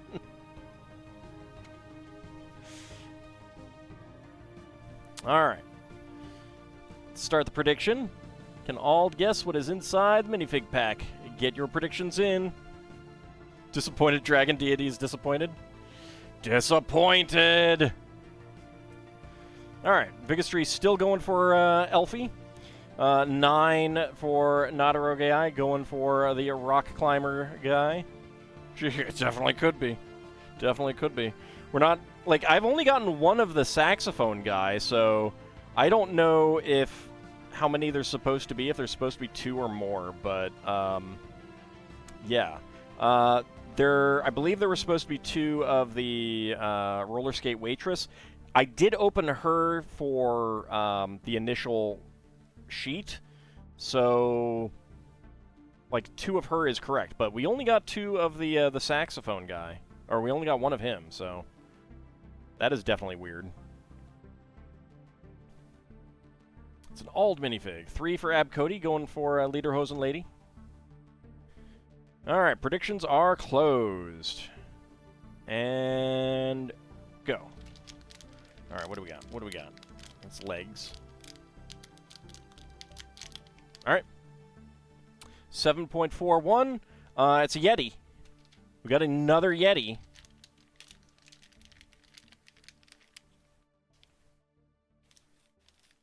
Yeti did this. It is indeed another Yeti. So, 7.41, choose a prediction. Within 20 seconds. Complete that one. Alright. Bahamut, Vigastri, and Kinshir getting the hams there. Very nice. Ab Cody going for 20 to 50. Shield of Hope going for 50 to 60. And Lel Bunny going for no. Albino Sasquatch. Betty the Yeti? No. No, not Betty the Yeti. His name is actually Jeeves. Why, yes, I am Jeeves. Jeeves the Yeti. I'm happy to show you around, answer any questions you may have, but don't get me angry, I'll rip your arm off. Sorry, sometimes I get a little hungry. Alright. So, the final minifig. Wait, let's roll. Alright, 1d20. 1d20. 1 to 20 means we choose this one. Oh my god, 21. Alright, 17. So there it is. Box. Get out over there. You have failed me so poorly. So badly. Alright, can all guess what is inside the minifig pack? Get your predictions in. 5 for Nadaroge, saying that it's going to be the Islander. The very last one. Could it be? Could it be one of the 2 that we have not gotten? Ab Cody going for 2, and that would be the Scarecrow, which I'm pretty sure there aren't any more. Well, there shouldn't be any more. We've got 2 of them. I don't know, I've just figured that all these remaining ones have got to be the big number dupes. 5 for My Die, also saying that it is the Islander. Voting with evil amount of hams at 666. It would be hilarious to get one of the 2 that I want at the end, at the final, very last minifig. That would actually be quite funny. Which is why I don't think it'll happen.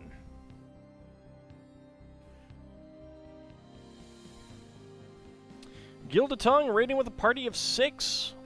Go ahead and get a shout out there.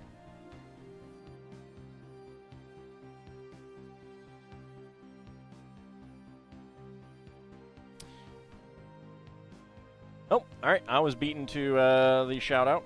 Alright, so and go ahead and get my timer ready to go. Predictions are in. We are doing well-ish. We got a bad box of minifigs here, and we've gone through all of them trying to get the last 2, and this is the very last one, and it is definitely not going to be one of those 2. All right, and go. All right, let's see. What do we got? What do we got? A head. There's a head. Heads are good. It means it's not a Yeti.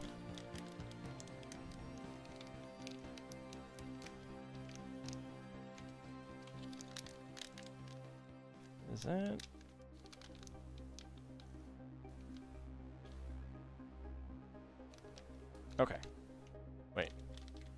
No, I don't... This is throwing me off here. Thought it was something, but I'm not so sure. What could it be? I don't know. 42.40. I'm gonna say that it's the rock climber. I don't think it is. I don't think it is. I've been... Oh, Bahamut's been surviving the alien engagements? Nice.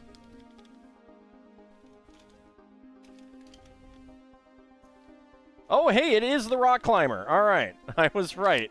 This one felt a little bit weird to me for some reason. I don't know why. Okay, choose the prediction. That was 42.40 for the very last one. So that is going to be a 20 to 50. Complete that prediction. And who is getting the hams?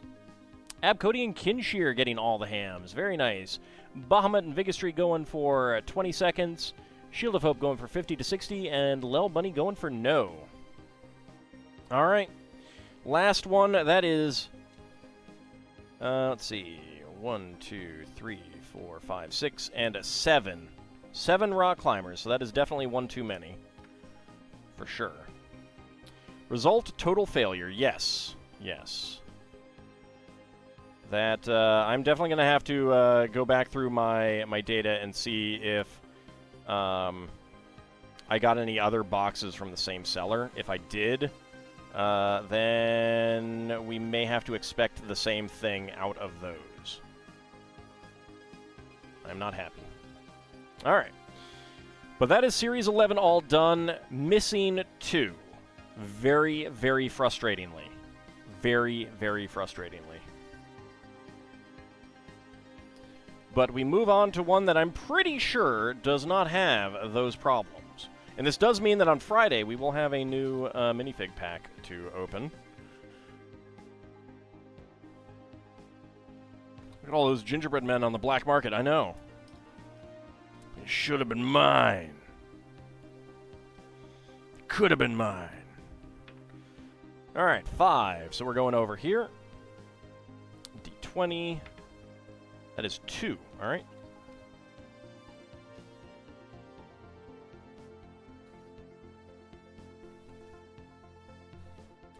All right, let's go ahead and start the prediction. I'll get this back up to 2 minutes. Start that prediction. Go ahead and get your predictions in. Can I guess what is inside the minifig pack? Let's roll my die. 19, that's a reroll. 16, all right, this is going for the Spider Lady. 10 for Not a Rogue AI, that would be the Gargoyle. 12 for Bahamut, that would be Frankenstein's Rocker. 5 for Vigistry, that would be the Plant Man. Lodge a complaint with the LEGO Trade Commission. I should do that. I should do that. It's terrible. How dare they steal these minifigs? Because that's actually 6 minifigs for sure that should have been here. In fact, probably 7, because there should have also been a sax player. I think there might have... I'm not sure if there was supposed to be 2 or 4 of the Barbarian. I think there's supposed to be 4, so I think we missed out on one of those as well. We did get an extra grandma, though.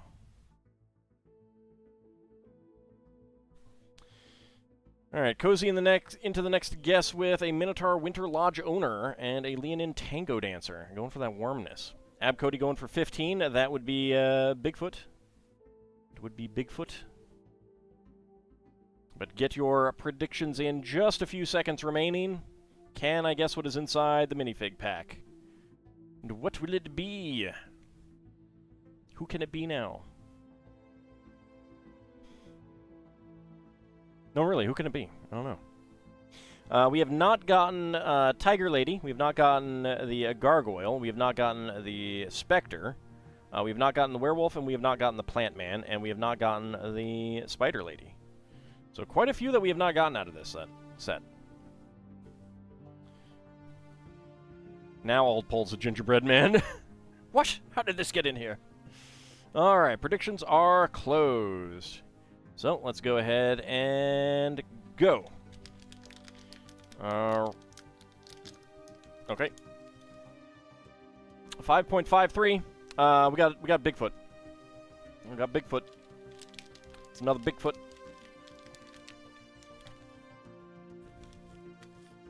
Biggest footus. I mean, he's brown, right? That's close enough to gingerbread.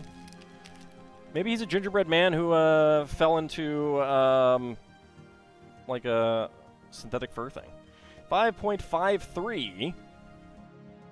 Choose the outcome. That is going to be within 20 seconds. Complete the prediction.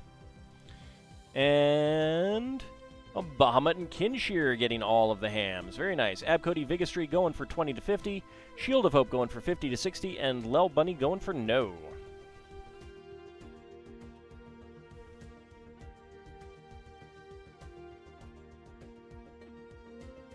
It's not just a guy in a Bigfoot suit. See, he's got a camera. On vacation, taking pictures. Like to see the humans in their natural habitat. Alright, so that is 3 big feet. Big feet? I assume it's big feet. Alright. So that one goes away. And now we go for D&D minifigs. Still probably about 2 to 3 weeks out from getting the next set of these. So I'll probably go through all of this before we start that, just because the following set I don't think I'm going to want to get any of. Or, like, I'm not going to get enough to do this, and it would be impossible to do it anyway. Which, there is something to be said for that. Who knows? Alright, let's see. D6, so 4. 4, so we're going down into the bottom. D8. That is a 6. Okay. 1, 2, 3, 4, 5, 6.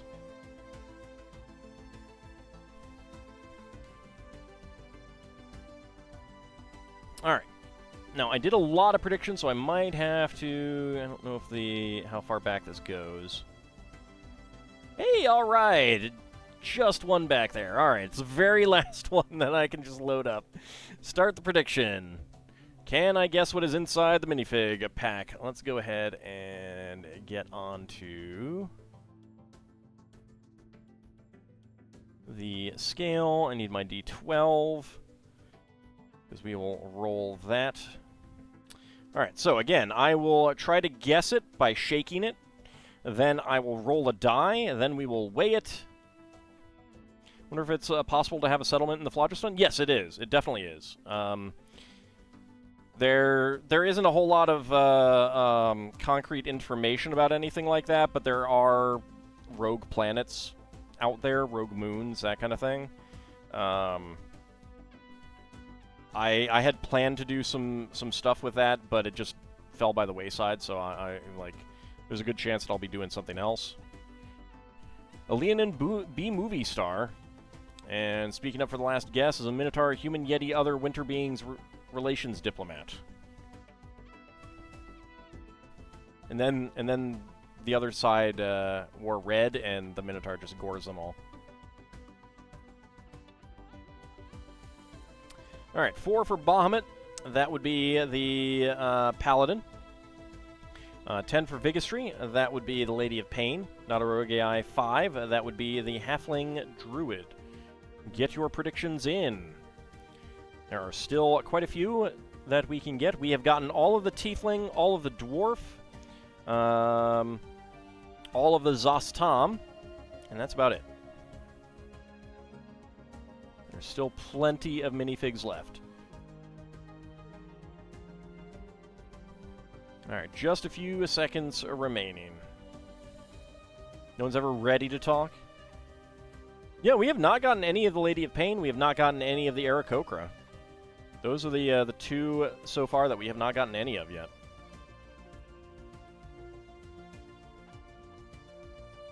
Have I gotten all of those? You remember a certain rock climber? So, well, I haven't confirmed that this set has 3 of each, but I've confirmed that my other set has 3 of each. So there should be 3 of each in this one. All right, I actually do not need my timer, but I will get my app ready. All right, so first of all, let's go ahead and just roll the die. 10. All right, it's saying Lady of Pain. No, these I know. These are assured to be good.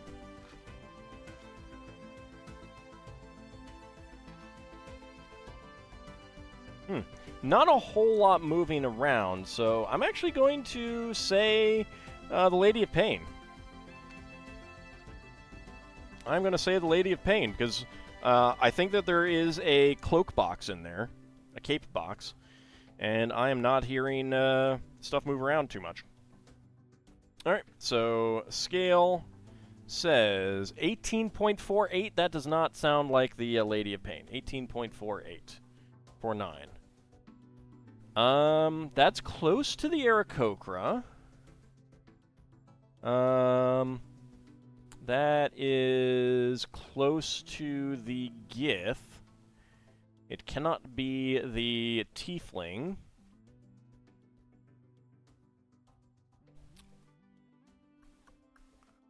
I'm gonna say that the weight is the Gith Sorcerer. So let's go ahead and scan it.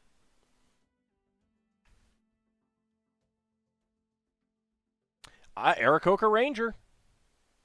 Aarakocra Ranger. All right. I should have said that. That's going to be a no.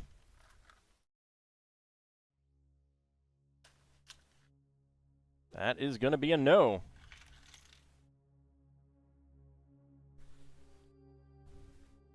Okay, so we have this new wing element. That's pretty cool. Go ahead and choose the outcome. All right, complete that prediction. And who is getting the hams? Kinshear getting all of the hams. Very nice. Bahamut and Cape Sword going for yes with guess. Shield of Hope going for yes with die roll. Vigistry and Lel Bunny going for yes with weight. Very nice. Nah, it's more Eagle Crocra, unfortunately. It should be... They should definitely be more... the head should be more parity, for sure. Absolutely, 100%.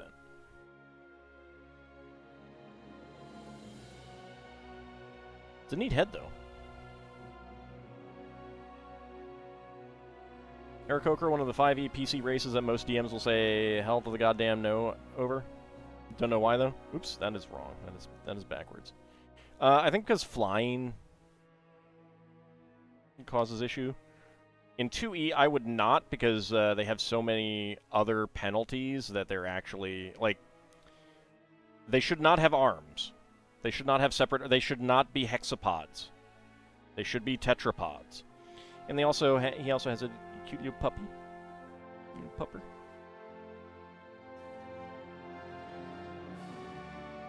And a bow. Doesn't have any, he doesn't have a quiver of arrows, though.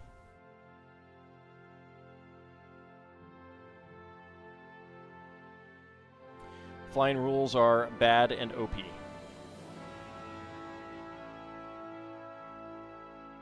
we go. Ready to shoot some guys. All right, Bahamut, have a good rest of your night. Go ahead and zoom in on this guy.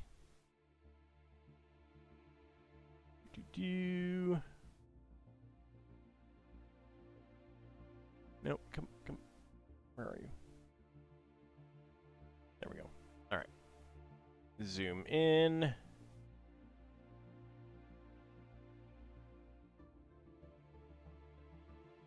There we go. Nice wings. Nice little pupper. Look at that cute guy. Whoop. Doesn't stay on the single stud very well, unfortunately. But it is using the legs that we got on the Harpy, and I think those were also used for the Satyr as well originally. So overall, not a like in my book, this is not an AD&D Aarakocra. It is the D&D 5e Aarakocra though. 2e Aarakocra do not have separate arms. They have to use their wing arms, but they can also use their feet to grasp things. Kind of Chima-like.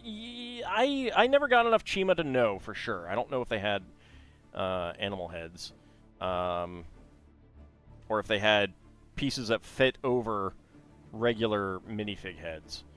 But yeah, it might be Chima. It might actually be a Chima piece. I'm not sure if the head is new. But they should also be more parrot-like. Should have a parrot-like beak rather than a raptor beak. And also, it should be red or brown. Or, like, red with orange. Like, white is not the correct color for an Aarakocra. So, oh well. It's still a good minifig. I'm not mad about getting the minifig, but new head, Chima used helmets for the furry head? Ah, okay. That's what I thought it might, but I never really got any Chima, so. Alright, but that is going to be minifigs for tonight. So nitpicky? I mean, it's like, let me put it this way. Like, if an alien came down and decided to play D&D, and they describe their human character to you, and they're like, yeah, it's got two, long furry ears that stick up and a little bushy tail. That's not a human. Oh, it's a mammal, isn't it?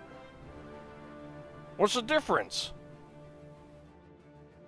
That's kind of how I feel about having Aarakocra just, like, look like any old bird that they want. So, I like distinct species in my D&D. And of course, since they've now gone to species for the terminology rather than race, it feels even more like you should be focusing on that. You know? How many blue jays do you see out there that are red? None. Because they don't come like that. How many humans do you see out there that are blue? None. Makes a human fighter, plays a Neanderthal? Yeah. I mean, again, technically they're Homo sapiens. But cardinals aren't blue jays. That is a separate species. It's like saying, it's like, again, bringing in your human character and, oh, look, it looks like a Sasquatch. Or it's a mammal, it's close enough. Alright, but that is going to wrap us up for tonight. Now that we have finished the Alpine Lodge, which is a very, very cool set. It's very lovely. I really liked it when it came out, when I saw it. It's nice and deep, too. But that is going to wrap us up for tonight. I want to thank you guys for coming on out. We will be back on Friday for some more Lego building. There will be a new long-term Lego project starting then, so do look for that. But that will be then. We'll be back Saturday for some more Spelljammer. Monday we'll be back for some more Xenoblade Chronicles 2. And next Wednesday we will build something else. So have a good night, everyone. I shall see you next time. See you then, everyone.